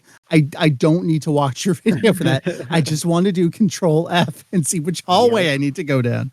Yes. For lack of a better term, you guys are like the old guard of a lost art, because nowadays the fan site is a conglomerate thing. There's like the fandom.wiki where you're right. Like Jujutsu Kaisen probably does have a wiki page, and all these new animes, I'm sure almost all of them have a wiki page, but they're pre-made templates that people are plugging into, and they just don't have the same love and attention to detail that you guys put in. And more importantly, they're creating content for other people to monetize. They don't own any of that stuff that they've made. They're just doing it on someone else's platform, and that can go away. And as we experienced this weekend, well, even something you own can kind of have some technical problems, and then Heath and I spend 48 hours panicking over things too. But at least you own it, and you can say, "Hey, here's my data. Let's get it back online."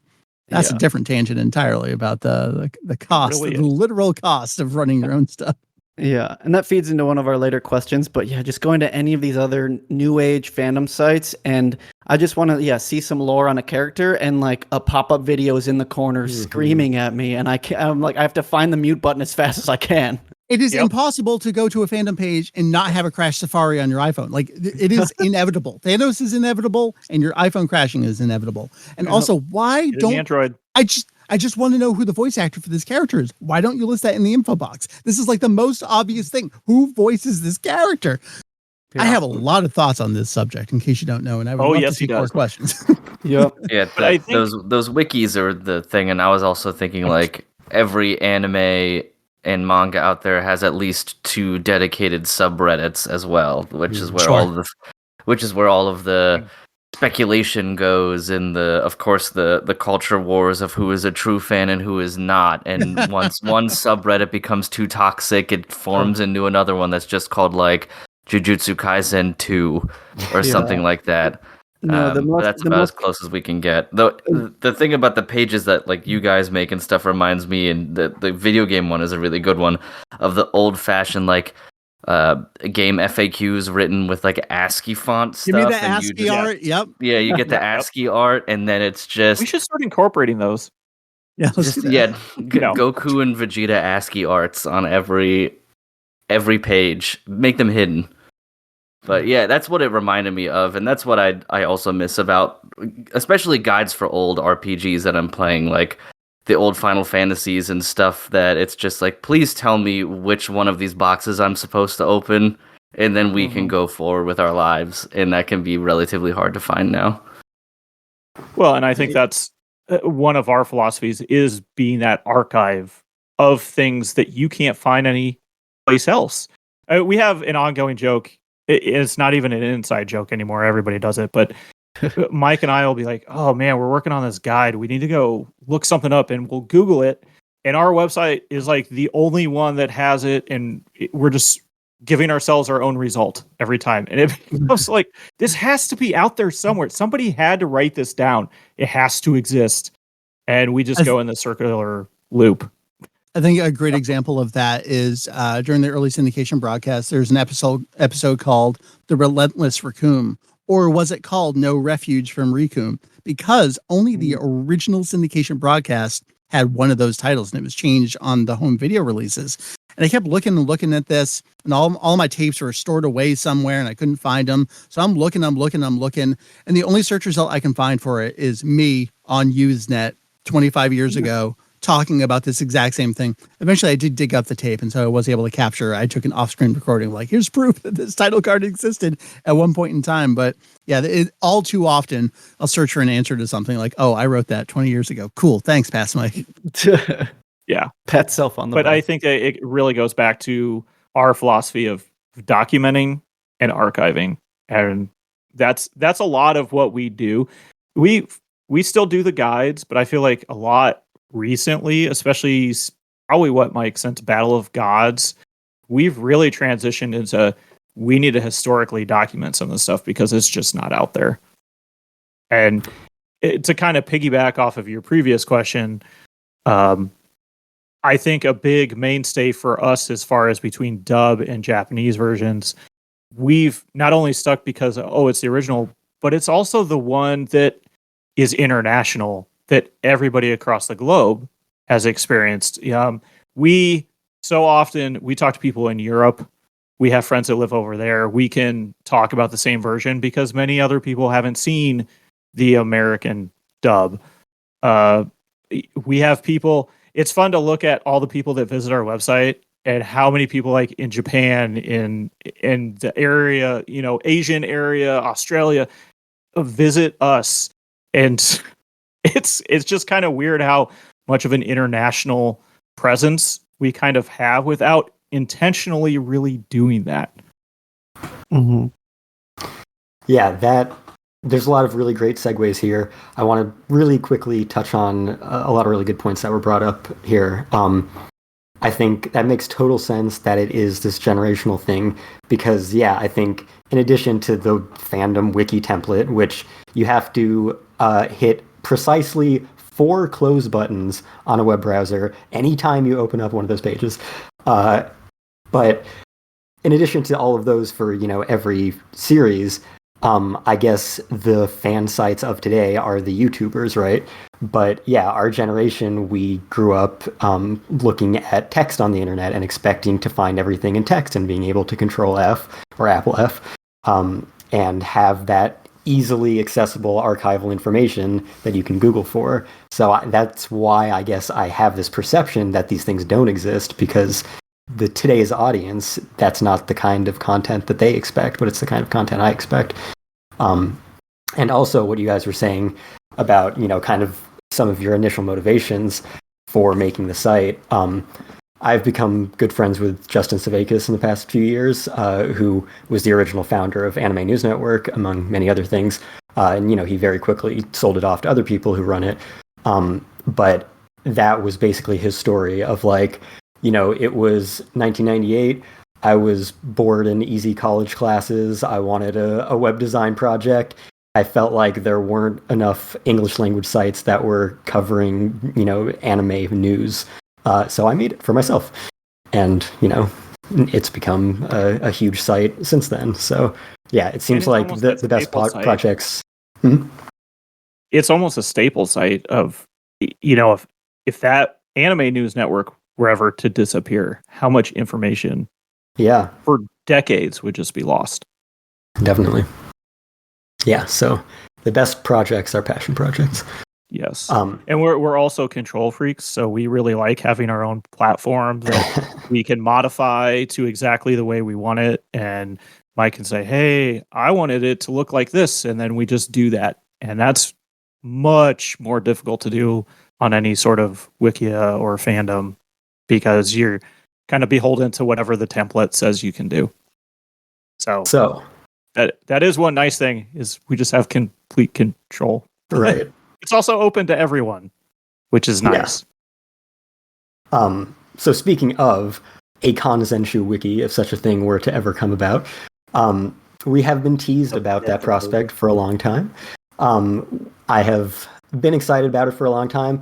I literally have like a Excel spreadsheet of like, Phantom Post Radio guest ideas, and I've had, the Kanzenshuu guys on there forever. And as a note, I was like, maybe we'll get them when the wiki goes public. I've had that in there for probably, 5 years, maybe more. So I didn't wait. But what is the current status on that project, and is there any sense of when it might be available to the public? I mean, current status is like nothing's ever finished. And that's the kind of thing that we're, I don't want to say struggling with, but kind of reckoning with is that, like, how do you don't finish a new wiki for a series? Like, we're never going to finish Kanzenshuu. So we kind of have to think about, okay, what is the base level of stuff we want to have absolutely complete in there for when it launches? Because maybe that stuff, other things are dependent on those things existing, or, we just want to put a good foot forward with that stuff being there. But I'm also coming around to like, we're just going to launch this goddamn thing. We got to get this thing live and let people take a look at it. So I don't know, 2025, those are an interesting series of numbers. What could that mean? I don't know. Who could say? Yeah, it's an interesting place. We actually just onboarded 2 new editors this last week, so that's been fun. Longtime fans and excellent writers are getting in there. The challenge there is, to Heath's earlier point, we are clinically insane.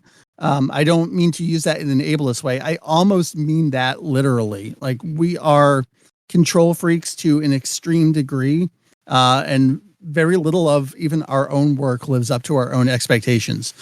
That can be tough for new people coming in and trying to do stuff with us. And we realize that. So that's been a challenge over the years. We're like, hey man, you use the wrong it's. That's not cool. That kind of stuff. Like, we're serious about that. But to an earlier point, like, we continue to make all these new friends along the way, and we're finally, I think, finding the right people that are just as wild and crazy as we are about this stuff, and truly do love putting in 17 citations for one thing. Like, that's important to all of us. We want to have it in there. And the folks that find that fun, like, those are the right people you want to have working on that. We're all very neurotic. Good word. That's it. I mean, I definitely go into pages just because somebody accidentally coded something very, very slightly wrong, and I can see an extra space underneath something. I'm sorry. Yeah, I will go fix that immediately because it drives me crazy. But other people, it doesn't, and I get it. So the struggle has been, where do we draw the line? And we've had that discussion. Every day. The wiki does exist. You can go preview some of the pages. It's there. There's much more behind it that we haven't made public yet. And we're slowly kind of adding some things. But I am ready to, in the local settings file, just put that asterisk of, all of the files are now visible instead of the long array string that we have of every single page that we are allowing public access to. Nice. I was like, it's getting pretty long at this point, and yeah, it's been a really fun project to work on. I think I handed a lot off because I just I couldn't do the day to day, and I couldn't do honestly watching certain things happen because I'm so used to doing that myself that I kind of had to step back and say, okay, somebody else is going to run with this and I'm going to be okay with it. And then 10 years later, I will come back in and kind of edit things the way I want. So no, it's coming. But we've said that forever. I think originally even, was it Constantine? We used to make the joke before Battle of Gods was announced even that will be done by 2045 or something like that. That we came up with an arbitrary number that we never thought we'd get to, and unfortunately, it looks like we're going to get to that and maybe beyond. So, who knows? Now, we have touched upon this a bit, and obviously I'm excited for it. But as devil's advocate, I'm sure some people would say, "What guys? There's already a Dragon Ball wiki out there, right? There's one for every series, right? Why do we need yours?" Mike, how big do you want your soapbox to be? Yeah. Building it. There's a box on top of soap on top of another box. I'll give you two answers to that. One is Majin Piccolo and Goku's birthday. Those are kind of like the two go-to examples here. The great thing about these open wiki platforms is that they're completely democratized. Anyone can read them. Anyone can edit them. It's wonderful for broad information. It is terrible for trolls and specific information. One of the most common rumors you'll see out there is that Toriyama originally intended to also have Piccolo fall under Babidi's spell during the Buu arc of the series. Why do people think that? Because one person wrote that on the Wikia page back. It's Fandom now, but on the Wikia page back in the day. And it just hid away in a page somewhere and became accepted truth. Similar thing with what is Goku's birthday? A single person made a single edit in all of the Wikia platform. I think technically they might have had an MCU edit prior to that. I have an entire article about this. Snuck it into an article and just said, yeah, it was written in the manga, but not the anime, or maybe vice versa there. And just became accepted truth because it was in a wiki article there. Because it's too big, there's not real oversight on that stuff, and it just becomes accepted truth. This cannot stand. We will do something about this. That's part of it. There's certainly also those wikis, they lean heavily towards Funimation's English dub, and that's what they use, whether that's the basis of character names or even just in-universe information. Well, we have a spin on that. We're focusing on the original Japanese version of the franchise. That's not to say I don't have entire articles all about English dub stuff that even Mike Vegito EX has written about Funimation English dub stuff. Because I think it's important. I think it's historically important to have a record of all that stuff properly cited there as well. So I think there's enough to differentiate it. But the major thing is simply, this is information from people you can trust. So like you go to a page, you're not going to just have a random tidbit snuck in there that no one happened to see, because there's only a few of us working on this thing and we all see what everyone is doing. And if there is a tidbit like that, we're going to cite it. Yeah. Right. So, yeah, I think threefold is, we struggled a lot with how are we going to integrate this with the existing website and the content that we have. And we're both, realists. We understand that we're not going to be doing this forever. We're at some point we won't be here. Things need to carry on, but also, like Mike said, it's a website. It's never going to be finished. There are always things that are going to happen.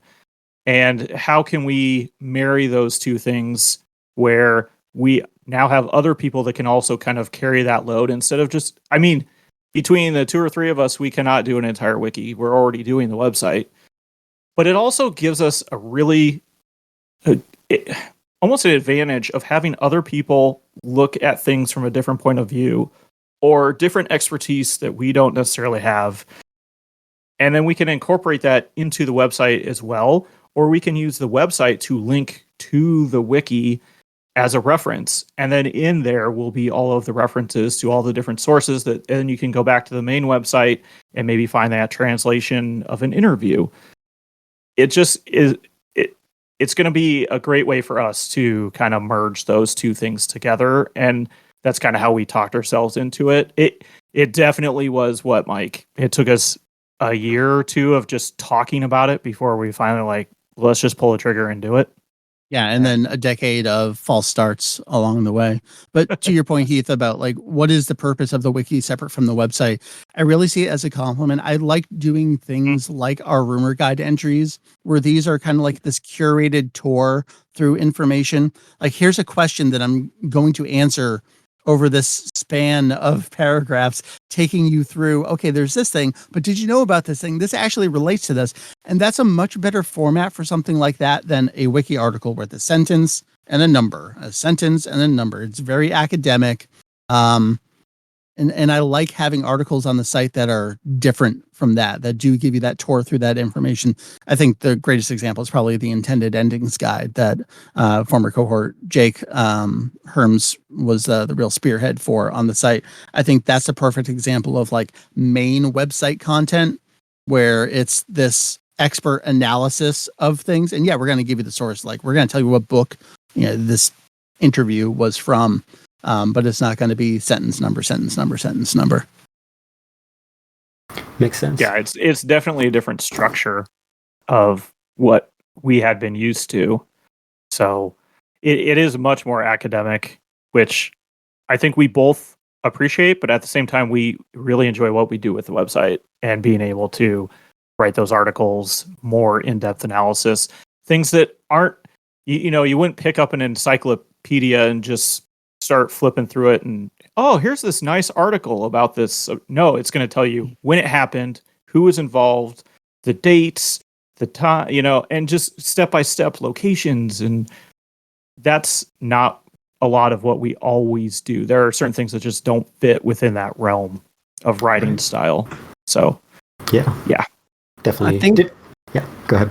I think your, like you said, the academic approach and your dedication to accuracy and citation is important and only going to become more important as, the internet continues to decentralize and, the more misinformation that's out there, especially like you said, when someone makes an edit on a wiki and it becomes common enough knowledge to people, that misinformation is going to be represented to a lot more people nowadays, because you might Google Goku's birthday and Google's AI result, the first thing you're going to see might be that misinformation, because the way this information gets around. Promoted by official company accounts as well. Yeah. I mean, Bandai Namco doing Trunks' birthday, like that doesn't exist. So I actually had to change text on the Goku's birthday rumor guide article because I had copied and pasted from the comicbook.com or whatever article, like the actual text verbatim from their wrong article.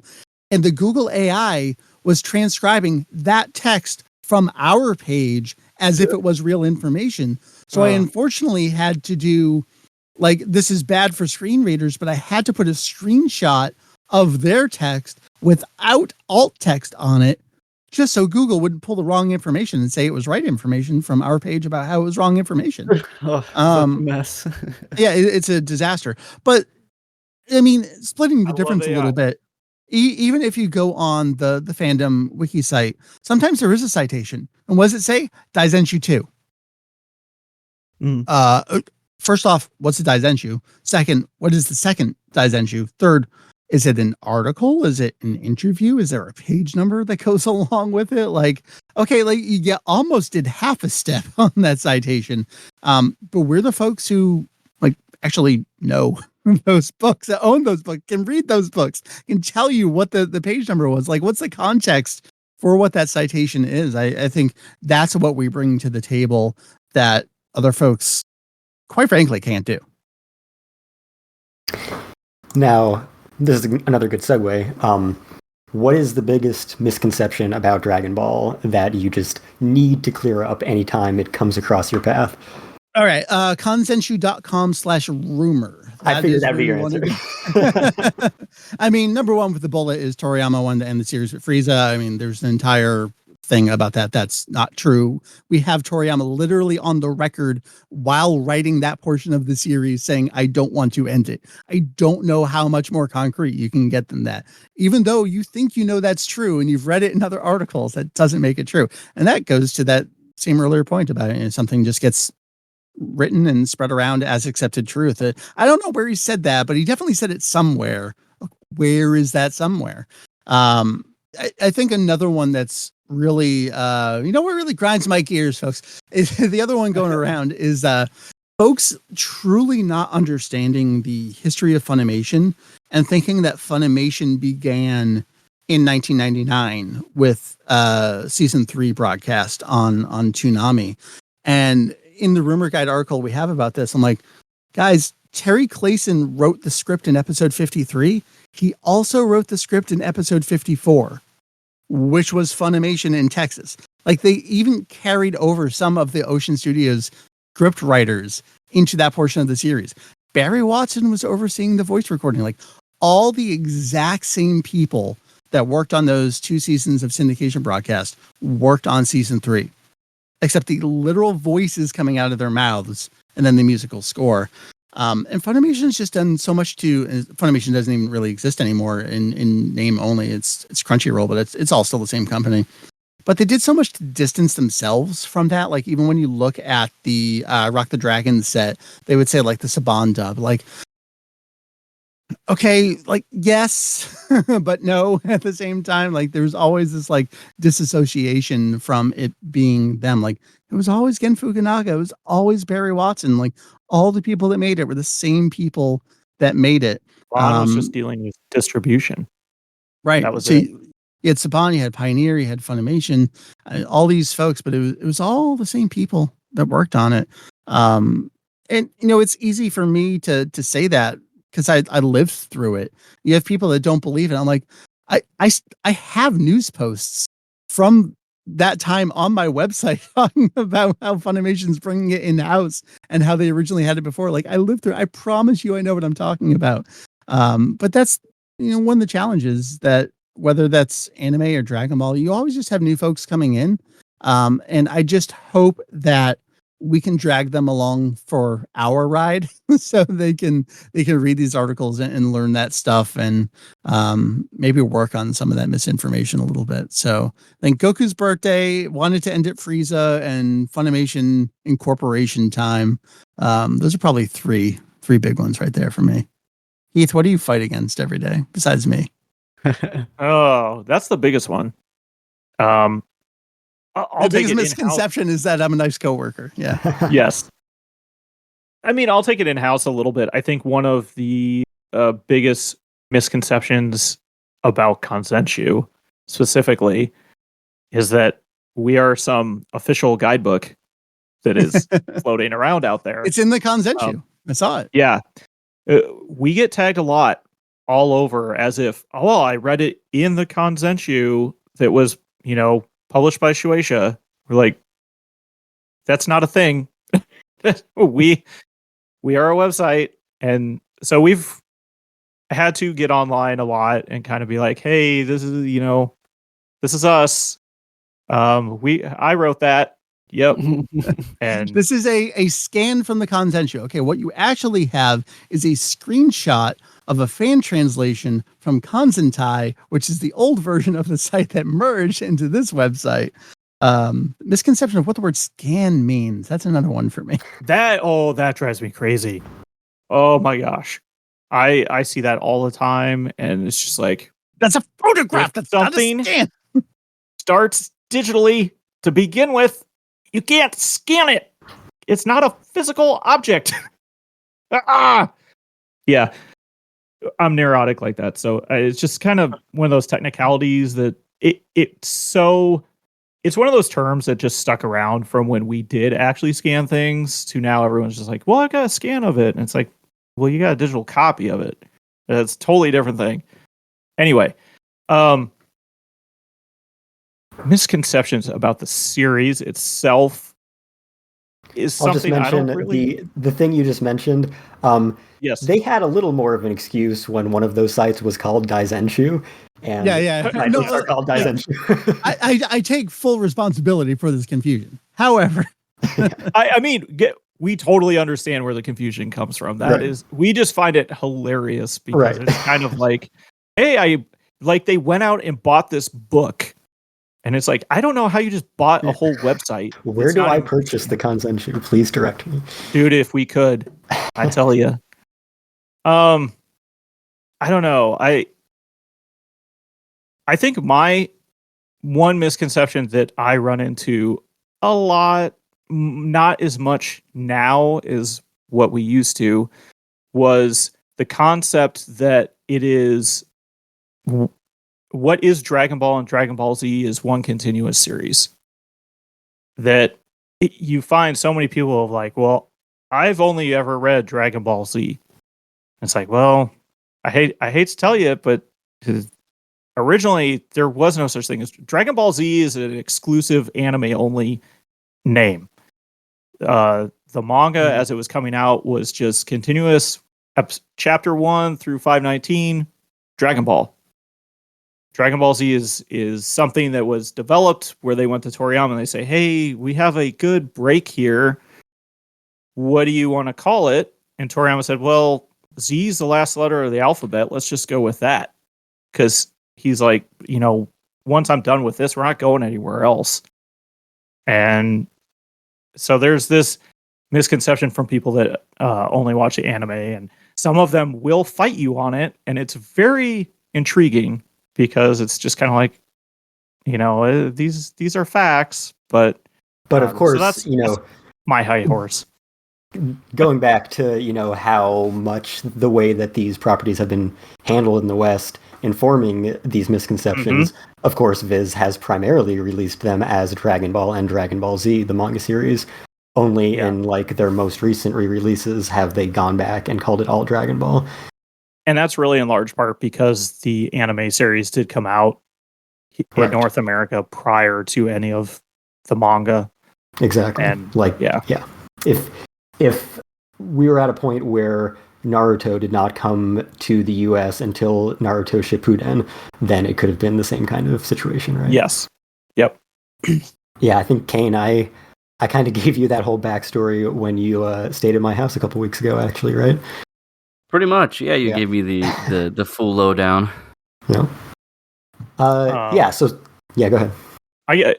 The only other one that I had as someone who's on the production side of things with animation and really diving into that, when Dragon Ball Super specifically was being developed and produced, there was a lot of discussion about, well, everything's digital and how does that's why everything looks this way, and animated it with computers, and everything was made with computers, and it's like we had to really step back and kind of do a little education session on, even today, all of the key animation is drawn by hand with a pencil on a piece of paper.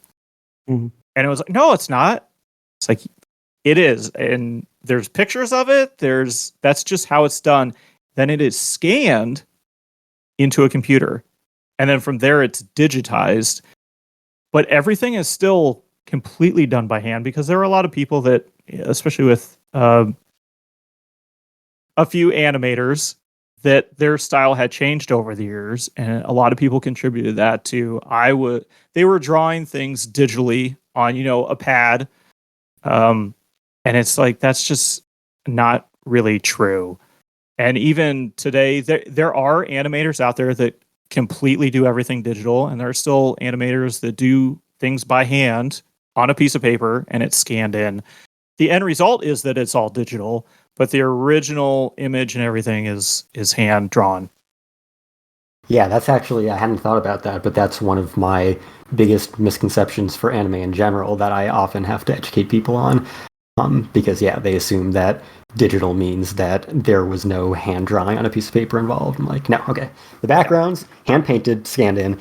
The key animation, depending on the animator, could have been on a piece of paper, could have been on a tablet, and then digitally colored, digitally composited. Yeah. Well, and then now we've entered the fun realm.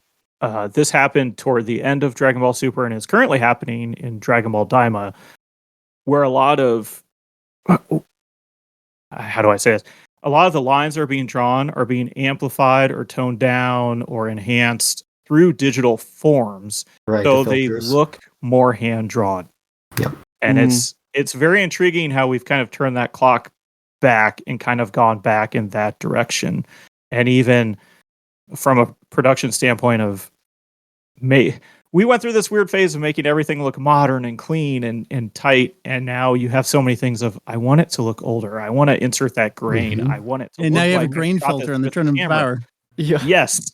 And Yep. so it's just it's weird.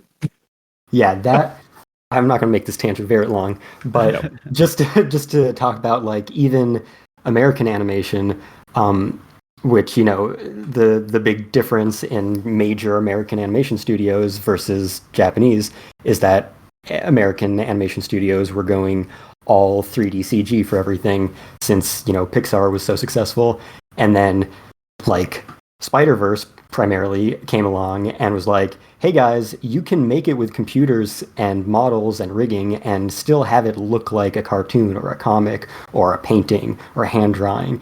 That's okay. That's a thing you can do. And then everyone loved that, and now DreamWorks has 3 movies that look like that, and Disney has a movie that looks like that, and we're starting to see, what if things looked like they were made by hand again? So it is very interesting to see that come back around. Yeah, we go through phases. Yeah. And then we get full CG movies. So there's that. Yeah. Right. That's true. One quick comment about the rumor guide that I love is the labels for the rumors, because there's things that are unequivocally true, things that are unequivocally false.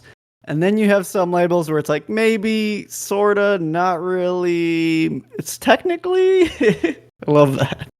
Especially as we have to change them over the years, and Mike has to go in and update them because new information came out.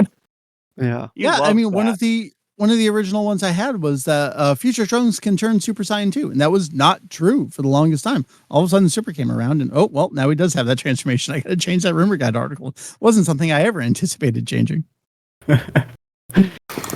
Now, given the fact that Kanzenshuu is in fact not a book that you can purchase from Shueisha, it is just a hobby that you guys have done outside of your normal jobs. How do you balance that? How do you prioritize it? Decide what you're working on? And do you have any sort of like schedule? Like, all right, after work, I'm going to put in this much time on the site or anything like that? How do we do it? Poorly, I think, is the answer to that question. It goes in phases. I'm particularly lucky these last few years. I do work from home.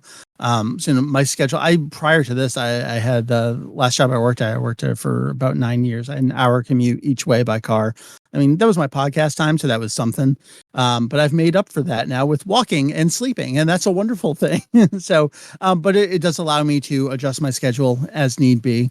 If I got to hop on to do something for 15 minutes, like that's not a problem anymore. As I'm at home on my own stuff. Fridays in particular, I take a late lunch break and watch Daima when it debuts. It's just a wonderful, perfect situation. It really changes over the lifetime of us as people, as families grew in particular. That all changed. There was a time when I could have Julian just come hang out for weekends at a time, and he could go sit at the prefectural library wherever he was and just sit there and cart out magazines. Well, I always got 3 kids and it's got a full family. Like, you can't do that kind of stuff anymore. So we do what we can when we can. How do we prioritize? Well, like, we're going to do the Daima episode guide pages kind of first and foremost. That's important to us. There's a lot of stuff like that where it's important that we do it when it's new. So it's much easier to do then than it is to go back and do later. But like we were talking about earlier, we work on things that we want to work on that are fun for us. I love working on rumor guide articles. Like, it's a little bit of creative writing, even though it's also academic writing at the same time. I love the mix of that. That's fun for me. I get something out of that personally, creatively, and other people find it useful too. So I work on that. Heath, I know you love, like, your job is not sitting in code, so that can be fun for you. I don't understand that at all, but it can be for you to just sit and be like, all right, I'm just going to translate all these animators for this episode. I'm going to whip up some new CSS that works on this page and formats everything properly, and you just have a great time doing that. Oh, it's so fun. You have no idea. It has its moments, right? No, it's kind of what we talked about. We're really, I think we work well together because we like the same subject matter, but in different ways. And so that kind of complements everything. Julian also is very scholarly. He's a teacher, and so a lot of his aspects of when he comes at things is very technical, and he's very good at documenting and translating.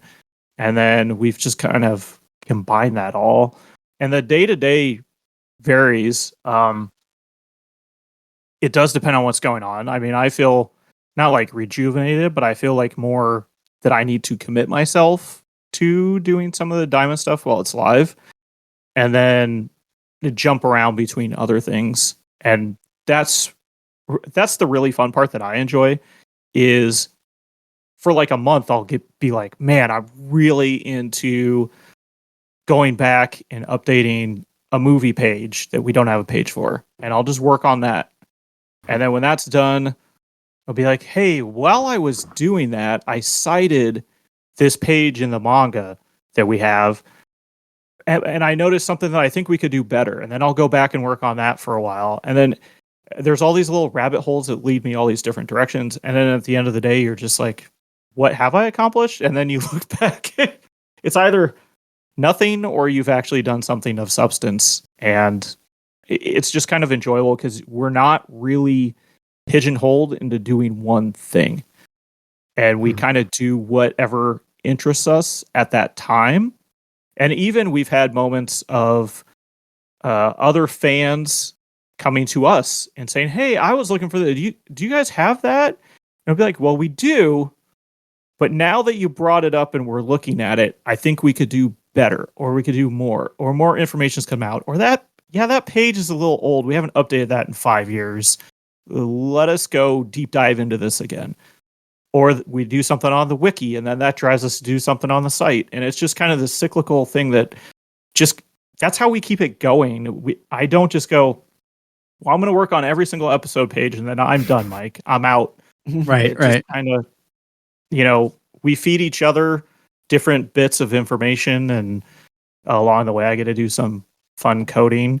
I think if nobody has had a chance to look at it, if you haven't visited Kanzenshuu before, I like to promote our animation production guide that we have, because I cannot tell you how much time I put into that to develop from what we used to have, which was a static page for every series that just listed people and episode numbers. And it was very old. It was the most 1990s pages we probably had on the site of just straight text.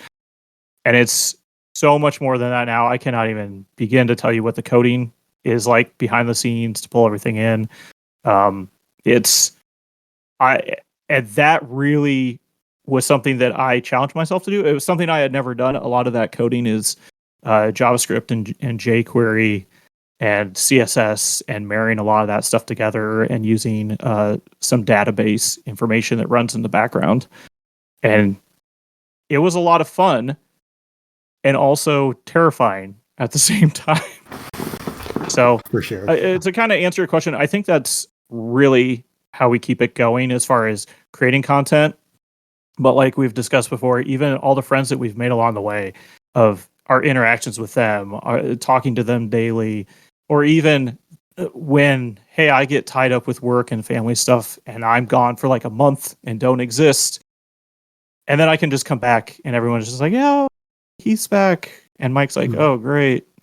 And we just kind of, we roll with it. But I think for the most part, I mean, we talk on the regular, whether we're working on site stuff or not. And there's always something that comes up. There's always something that Mike breaks that needs to be fixed. And there's always something that I break and then tell Mike, I'm really sorry. It's going to take me forever to fix this. But Yeah, you didn't put the voice credit for Hebus in the recent episode. I fixed that for you. yes, I saw that actually. I don't like working on like very broad. Like, I'm not going to do the page for movie 8. That is the most boring thing that I could possibly do. But that one person who really wants me to do the manga guide page for Charisma Mission, the spin-off comic in Psycho Jump, that's exciting to me. Like, oh yeah, I will sit here and just flip through magazines and do page counts for you. All right, this is this chapter, and this is like a newspaper page. Do you count that as a chapter? I don't know, but I'm going to tell you what I think. That's the stuff that I find the most fun. And then you'll typically find me working on the site other than news posts. I want to the thing that no one's ever heard of before. That's the page I want to do. Yeah, Heath, I definitely can empathize. Modernization refactors are the biggest pain in the ass and the most rewarding when you complete them, for sure. Well, I can tell you, and you may appreciate this, and when we first decided to merge websites, we both ran static. I used a little more PHP to call up just static web pages, essentially, that were hidden off elsewhere, and tried to hide the URL structure and all that. Mike's was completely static. Just so the best I had was server-side includes for the navigation on the left. Like that was the most dynamic thing I had on the site. Uh-huh. And so when we decided that we were going to merge and do that, we said, well, I think we are at the point that we need to use a content management system. Mm-hmm. What are we going to do? And we decided, let's use WordPress. Right. And I don't know how much we've for better for worse. Here we are in 2024 with we're WordPress. Stuck with it now because, I mean, you can't just undo that. But we developed our own layout. The theme, you can't find it anywhere else. We put it together. Everything's hand coded. And no we. There was only you. You're the only one who did fine. that. It was me. And then Mike would approve of like color schemes and font selections and what have you. Back in I got a cigar. I'm like, yes, correct. Yes, right color, right blue. Yeah, chomp. He redlined the shit out of that thing. And so it really has been an adventure from a technology standpoint, because as much as you look at it and you're like, God, it's just a really old, fan site. Look at it sitting there. I think we've done a good job of keeping it modern, and our goal is to just keep doing that in a way that maybe others might not notice, so that we do have that longevity to keep moving forward. Because every time things change, then trust me, when you have to adapt like 3,000 pages to a new WordPress update, it is not fun. And most WordPress sites, on average, I would assume are 20 pages. So it's daunting at times. It really is. But when you love what you do, you just do it for free and whatever Mike tells you to do. Now, speaking of doing it for free, we've talked about today's content creators, maybe sometimes light on the content, heavy on the ads, heavy on monetization, heavy on ways you can give them money. On the other hand, Kanzenshuu, the main site, has generally avoided any of that, even basic advertisements. Very recently just introduced a Patreon with very low tiers. So what is your philosophy behind this? Because I really don't really see that from anyone else in that kind of space. And has the addition of Patreon changed anything? Why do we do it? I think it's the right thing to do. That's the landscape I came up in, where this was a DIY scene where you made cool pages and you shared cool information because that's what you do. Why would you do anything else? I feel strongly about that. You could go the route of information just wants to be free, man. And I've got a little bit of that in me, but I think it's important. I think someone needs to be doing it, and gosh darn it, it's going to be us. We're the ones that are going to be doing that. I think it sets us apart at the same time too. You go to the site and you don't see ads. You see very tiny little mention of there being a Patreon, something like that. It doesn't crash your phone browser. That's important to me. I think even if you don't notice that stuff, maybe subconsciously you do a little bit. There's something different about this. That feels cleaner, feels less dirty. Yeah, it's important. Aesthetically, I really enjoy it. Feels pure. Yeah.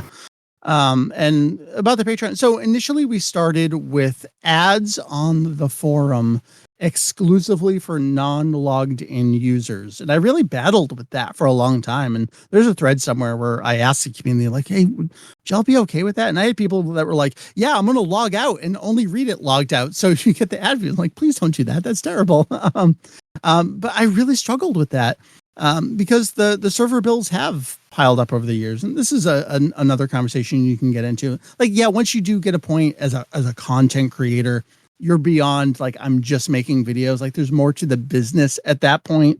But I think a lot of the stuff we do, as seen with catastrophic hardware failure over the weekend on our server, like there are considerations that we have as a fan site that just don't exist for the content creator, that you don't have to worry about. Like this is all handled for you. What do you have to worry about? Copyright strikes and like your account being taken down, something like that. You don't have to worry that YouTube's not going to be available. Like, every once in a while there might be some like underlying DNS errors or something like that where you can't get somewhere. So I don't really know where I'm going with that. I was going back to asking for money for the first time through those forum ads. And then as just the ad industry kind of fell apart, what we were really looking for was, hey, can we just zero out the server bills for the month? Like that would be ideal for me, and kind of keep it at that original DIY kind of like no one's doing anything for any gain here, but also it would kind of help because, I'm a growing person. I'm in adulthood. I have my own job. I have to support my own self, my own family. It would be cool. People asked for years, like, how can we help? And I'm like, no, you can't help me. I'm like, all right, maybe I should finally allow people to help out there. And that's kind of where the Patreon grew out of, where it was, all right, the ad scene collapsed. It's not covering the bills anymore. Can we do this? And we really set it at the lowest levels of like, look, we can't commit to doing, bi-weekly podcasts. What is bi-weekly? Is it every other week or is it twice a week? I mean, whatever you want it to be. Like we can't commit. Whatever's canon you want to be. We can't commit to doing bonus episodes of this, and we're not going to have like all these guest articles. Like, as we said, like this is something we do in our spare time, so we can't make those above and beyond commitments. So let's keep it at that. Hey, you want to help us just keep the lights on every month? That's all we want to ask. And hey, if you want to hang out and chat with us, cool. And that's all we want to do. I don't want to do anything beyond that, because then the expectations grow beyond that. And quite frankly, I have a job, and I have a job that I love, and it's important to me. And I want to do that over there, and I want to do this over here. And that's what keeps me going at this, is that this isn't my job. I think if this was my job, I would feel that pressure to like, I got to do this kind of thing, and I have to allow for this type of fan to read this type. I don't want to think about that. It's so much better for me to be like, I'm going to write a rumor guide article about the turtle hermit being a Tenkaichi Budokai champion. And that's going to make my day. And that's all I want to do. That's all I want to do, man. Love that. Which Patreon tier do I have to be a member of to unlock the confirmation that Toriyama did indeed mean to end the series at the Frieza arc? Man, we want to talk offline about some secret Patreon. How many years of hosting do you want to cover? Yeah, there's a certain tier that just reverses everything in the rumor guide, so that everything that's untrue. I'm willing to entertain that. we get all the time. We get all these. It's just like these AI bot, like SEO backlink things, always sending us emails. And we got one the other day that was like, how much would it cost for a guest article for crypto with backlinks? I'm like, that would be $10 million, and there will be no backlinks, and it will be up for a single day. What do you think about that? And they just stopped responding. The rumor flip on April Fools would be a good one, though. You guys do love your April Fools. April 1st is always we're a good committed day to April Fools now. What's funny is our commitment to April Fools is no longer about doing jokes. It's about launching legitimate content. And I think that's fun. So April 1st, 2025 is the wiki launch date. Got it. I didn't say that. Put that in the rumor guide. Strongly implied, but no, Sorry, I think, Heath, and we've had this discussion many times. Mike and I on other podcasts, our own podcast, just the separation of work life, separation of church and state in 2025. Yes. It's important. Pretty much, it really is. That is really one thing that really keeps the drive going. I mean, because we do have times where one of us has to step away for an extended period of time or go do something. You want Dragon Ball news to break? Let me go on a cruise for a week. You are guaranteed to get new stuff. And so it's just nice knowing that you can step away, and it's not like, well, now my livelihood is completely impacted. And it would also just really even affect how we approached what we worked on and how we work on it. I don't know that I could sit down and do it every single day, all the time. Especially shooting a video is one thing, but writing, like committing yourself to writing an article and then including images and then maybe doing something else and a podcast and like that, it just seems exhausting to me. And I would become overwhelmed very quickly. And then I can tell you, dry. I can tell you it's exhausting because I did it as an experiment recently with something that I still have yet to launch, but I swear it's coming soon. Within something like the Goku birthday rumor guide article, we talk about what these job descriptions for sites like comicbook.com look like, where you're expected to write 50 articles quota within this time span, and they're supposed to be perfectly SEOified, ready to go. So there was a week where I think I was off from work or something, or I had something else going on, and I committed myself, I'm going to write a complete bespoke article on a certain topic every single day. And I did it for, I think, 12 straight days. And at the end of each day, I like doing this as an experiment for fun. And I did it all off work hours. And I just wanted to see what I could do. And at the end of each of those days, I had a complete article, and it was fully, sourced. I did all the images myself, whether they were screen caps or manga scans or even game captures, that kind of stuff. It was exhausting. Like, yeah, it was incredible information, but then thinking about like, oh, well, they have to do 5 times the amount of this in a shorter time span. Like, that's why you get those kinds of articles on those sites. But I just thought it would be fun to try that for myself. Coming soon. So, Heath, you had kind of alluded to like the refactor of the animation guide being something that you were really proud of. So this might be your answer, but for the two of you, just what has made you proudest throughout the history of your work on Kanzenshuu, on its predecessors, whether it's something on the site itself or something that spawned out of it or anything in between? I'll take a stab at that first, because I think honestly, it's the whole thing and how everything works together. Because depending on the day, I have a different thing. Like, I am most proud of that because somebody got something from that thing that I did that doesn't exist anywhere else.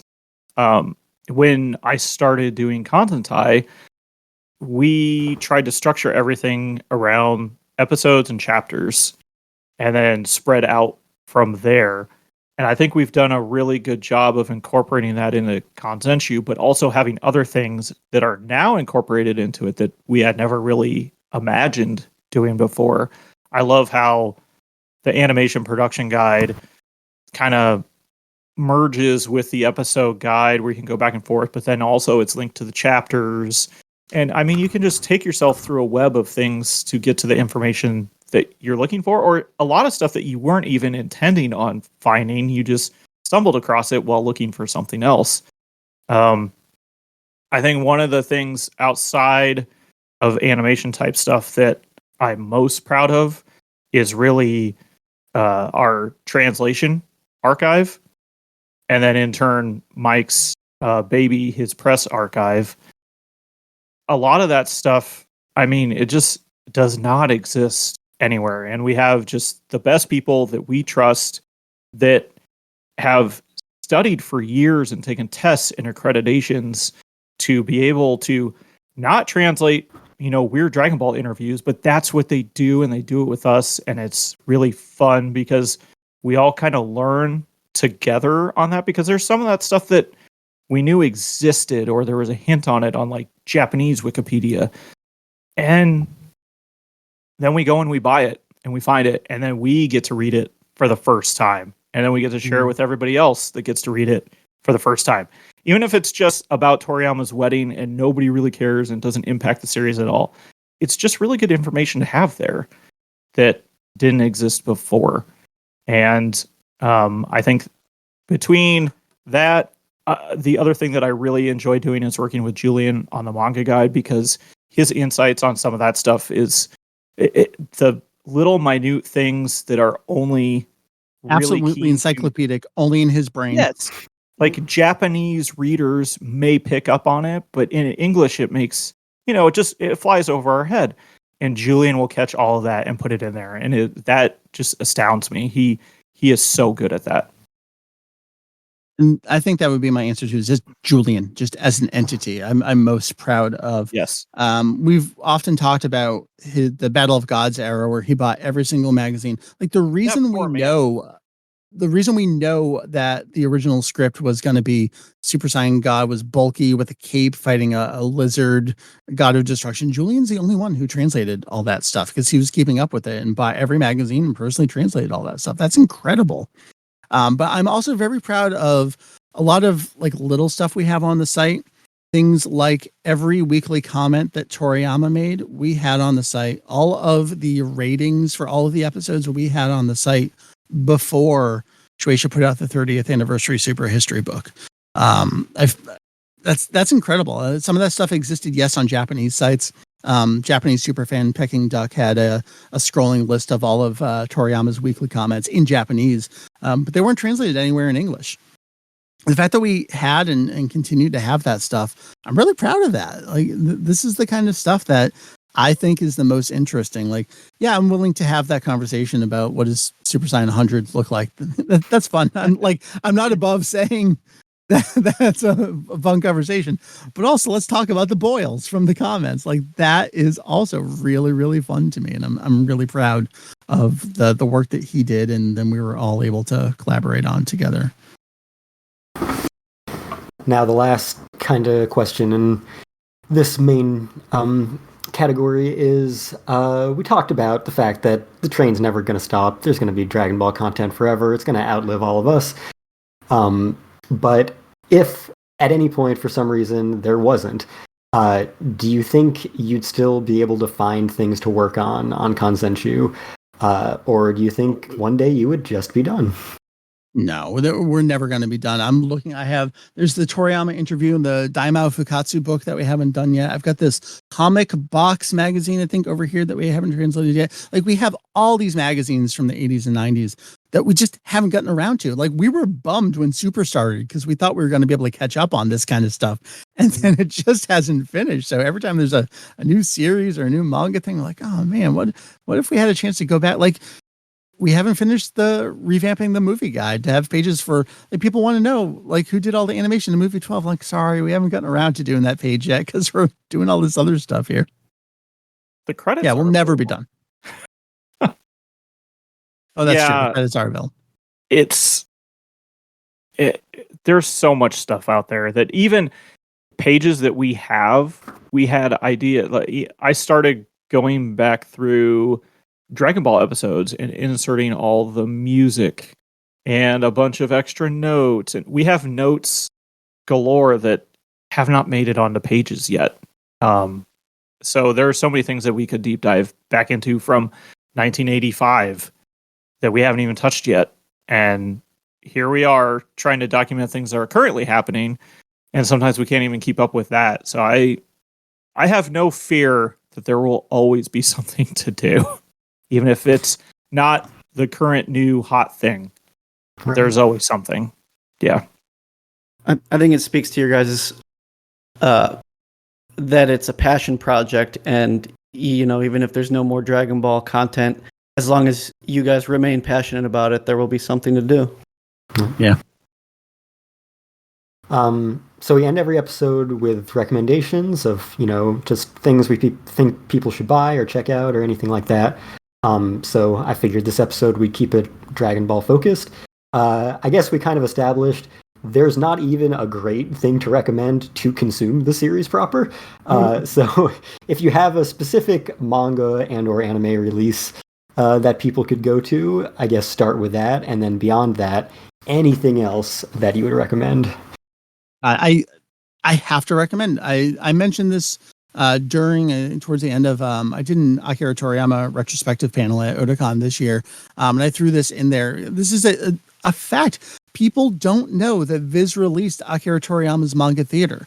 Like, the vast majority of his one-shots, most of them pre-Dragon Ball and many contemporary with Dragon Ball, those are officially available in English. There's an amazing hardcover book that you can buy. It's also available digitally from Viz as well. Translated by a friend of the site, Greg Werner, ran his own Ultimate DBZ info site back in the day. A longtime Toriyama fan, current One Piece super fan. You can just go buy manga theater now. please do so. You will learn so much more about this guy.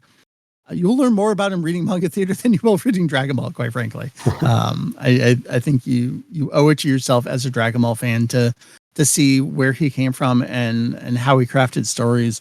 And of course, it contains the adventure of Tong Pu and the 2 chapters of Dragon Boy that were direct, not prequels, but like prototype draft works that he made on the way to creating Dragon Ball. It's so important.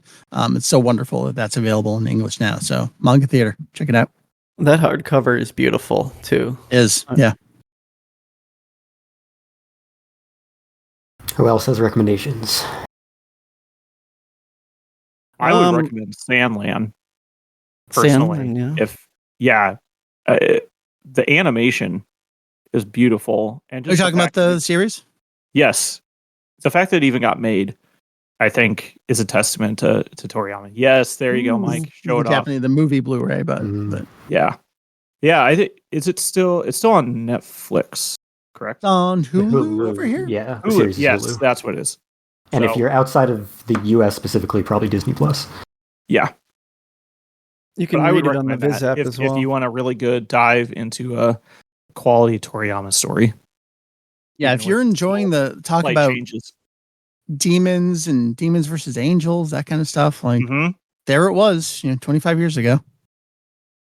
Yeah, that was an interesting thing about getting into the Dragon Ball manga and manga in general through Viz's Shonen Jump, because their first year of publication, they had Sandland running in their magazine. So, like, I saw the Sandland manga as soon as I saw the Dragon Ball manga. It wasn't that old at that point. It was only like 2-3 years old. True, yeah, wow.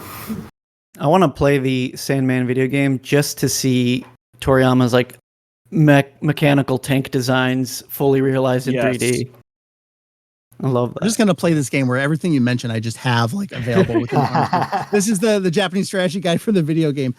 They incorporated like all this like little Easter eggs of Toriyama mech designs from like Dragon Ball works and the other associated things. They're all in there. It's incredible. I bought that game on release and just haven't had a chance to play it, but man. And also we learned like maybe it started, the whole Sandland project started as a video game and then turned into other things. Just wild to learn how this all kind of shook out.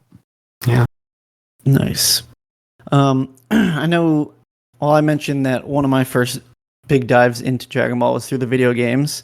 So I'd say to anyone enjoying Sparking Zero, like definitely go back, try the Budokai Tenkaichi games, Budokai. But for those who aren't really interested in the fighters, if you're more of a JRPG kind of person, like the pixel RPGs, Legacy of Goku 2 and Boo's Fury on the Game Boy might be worth a play if you're into those kind of games. A little more low-key. Legacy of Goku 2, notably the only game reverse imported from the Infogrames Atari era. Bon Presto, I think, brought it back over in Japan. And they undubified all the dialogue. They brought it back over. They didn't translate the dub script. They put the own actual original dialogue back in the game. Nice. Very funny. Wow. I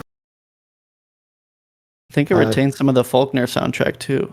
It did, yeah. That's the weird thing about that. The reverse import is like that's your only example of like a Japanese version with the Faulkner production score in it. Very strange. That's cool. Cain, do you have any recommendations? I mean, I think the easiest thing to always recommend is, even if you're just curious or cautiously curious about Dragon Ball, knowing kind of what you've heard about the original with, some of the little stumbling blocks for modern sensibilities and things, you just get the Shonen Jump app for like $2 and read the first 3 chapters, and then worst case, you're out $2. Yeah. Like and then you can say you gave it a shot, you gave it your best, and that's it. And if you like it, well, it's all there. The full color like versions, I believe, are there for at least Saiyan and Namek Frieza Saga arcs and stuff. So it's really like such a low stakes gamble to make if you've only ever been involved in like Dragon Ball Z and Super and stuff like that. Because worst case, you're out the price of a small cup of coffee at Sheetz or something, or whatever your local gas station chain is. In Wish my fact, coffee was $2. yeah, right. Yeah. In fact, Cain, you are out $0 because the first 3 chapters specifically of every manga on Viz Shonen Jump platform are free. Yeah. Well, there you have it. That's how Manga So- Theater. Oh, Huh? I was going to say Manga Theater and Sandland are also on the app. Yeah, Manga Theater, Sandland, Jocko, except the actual, not even the actual last chapter. I've tried reporting this multiple times. They don't seem to understand that the second to last chapter is not the bonus chapter. All of Dr. Slump, Manga Theater, Sandland's on there, Koa's on there, I think, as well. Like, you have a wealth of Toriyama to read. So yeah, you want to pay those $3. Yep. And for physical collecting, can you still get the Viz Bigs? Are those the best ones? The most recent release are the 3-in-1s, Right. which uses Where the they actually call Kanzenshuu it cover artwork. But yeah, it's Dragon Ball beginning to end. It's really cheap paper though. But Yeah, I feel like know. I still see Viz Bigs on bookshelves occasionally. Okay. Usually you're going to see like the old graphic novel versions with a couple of Viz Bigs with a couple 3-in-1s. Like you kind of get what you get there. Yeah. Yeah, I always see like volume 3 and 5 of the bigs are just like a random one of them on a shelf, and I'll be like, oh, maybe someday I'll see them all. Right.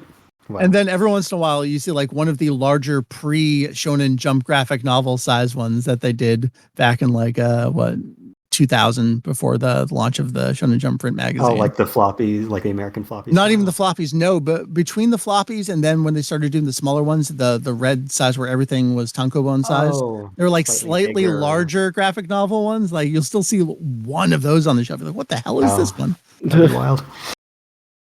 Yeah, and I guess for anime, pay $1,000 for the Dragon boxes. I don't know. At least it's for 3 now. I don't know. For the most part, just stream it. I mean, it is what it is. Yeah, Like yeah. in my wildest dreams, I never could imagine that you could press like 3 buttons and just watch the series beginning to end. Like, True. all right, yeah, some of it.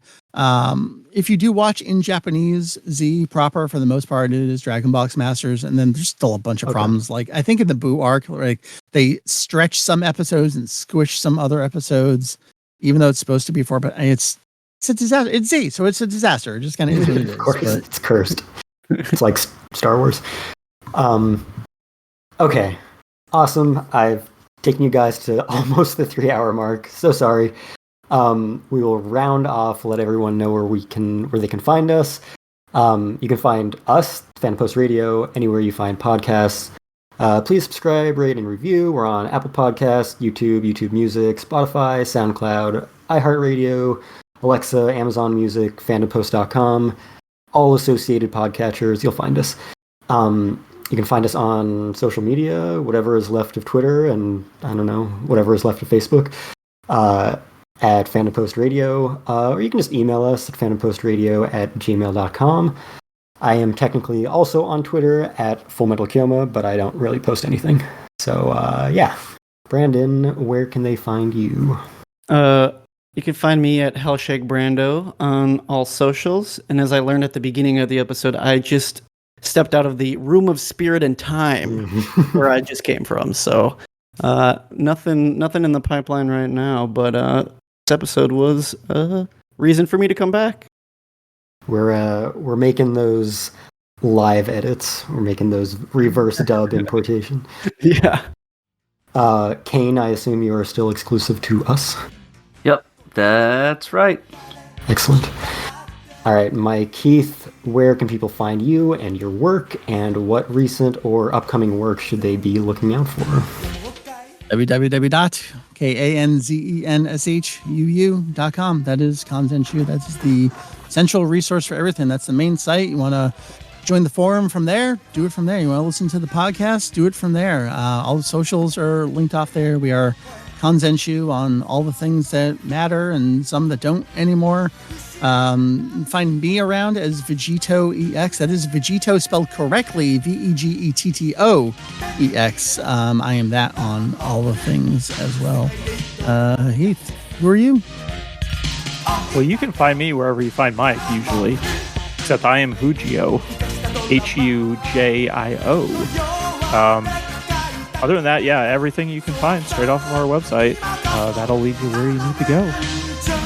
stay tuned for that wiki stuff. It's certainly coming. Yeah. I know you mentioned this earlier, but the latest podcast episode, I had a great time with a friend of mine, JP Burke, who works at NASA. We had a great conversation just sitting here in my basement, drinking drinks, looking around the room. It's like, tell me about space, man. Just tell me everything you know. And it was great. It was honestly one of my favorite podcast episodes in a while. So I think that's a good introduction to the kind of things that we do on Kanzenshuu. Yes, that was very fun. Yeah. As a last note, I will just mention that when Cain and I started this podcast from Chris's site, it's been 7-8 years now. Something like that. Yeah. Time being a flat circle and all. Yeah, right. My big motivations were like Kanzenshuu, Cast, One Piece podcast. Those were the podcasts I listened to every time an episode dropped. They were what made me think like I want to be in this kind of environment where I talk to cool people about the things I'm passionate about. So I'm glad I could bring it full circle almost 20 years after Mike started his podcast and have you guys on this show. That's great. I really appreciate that. Yeah, I just realized that, we're coming up on 19, I think. No, it's going to be 20. No, 19. 20. No. First episode was 2005. So, whatever the math works out to there. Right. Well, thank you. Thank you so much for joining this episode. And thanks everyone for listening. And we will see you next time. Appreciate you guys. Thank you so much. Yeah, thanks for having us. Any opportunity to talk about what we do and what we love. It's great. We do like to talk about ourselves. If you couldn't tell. At least 3 hours worth. We could go longer, but yeah.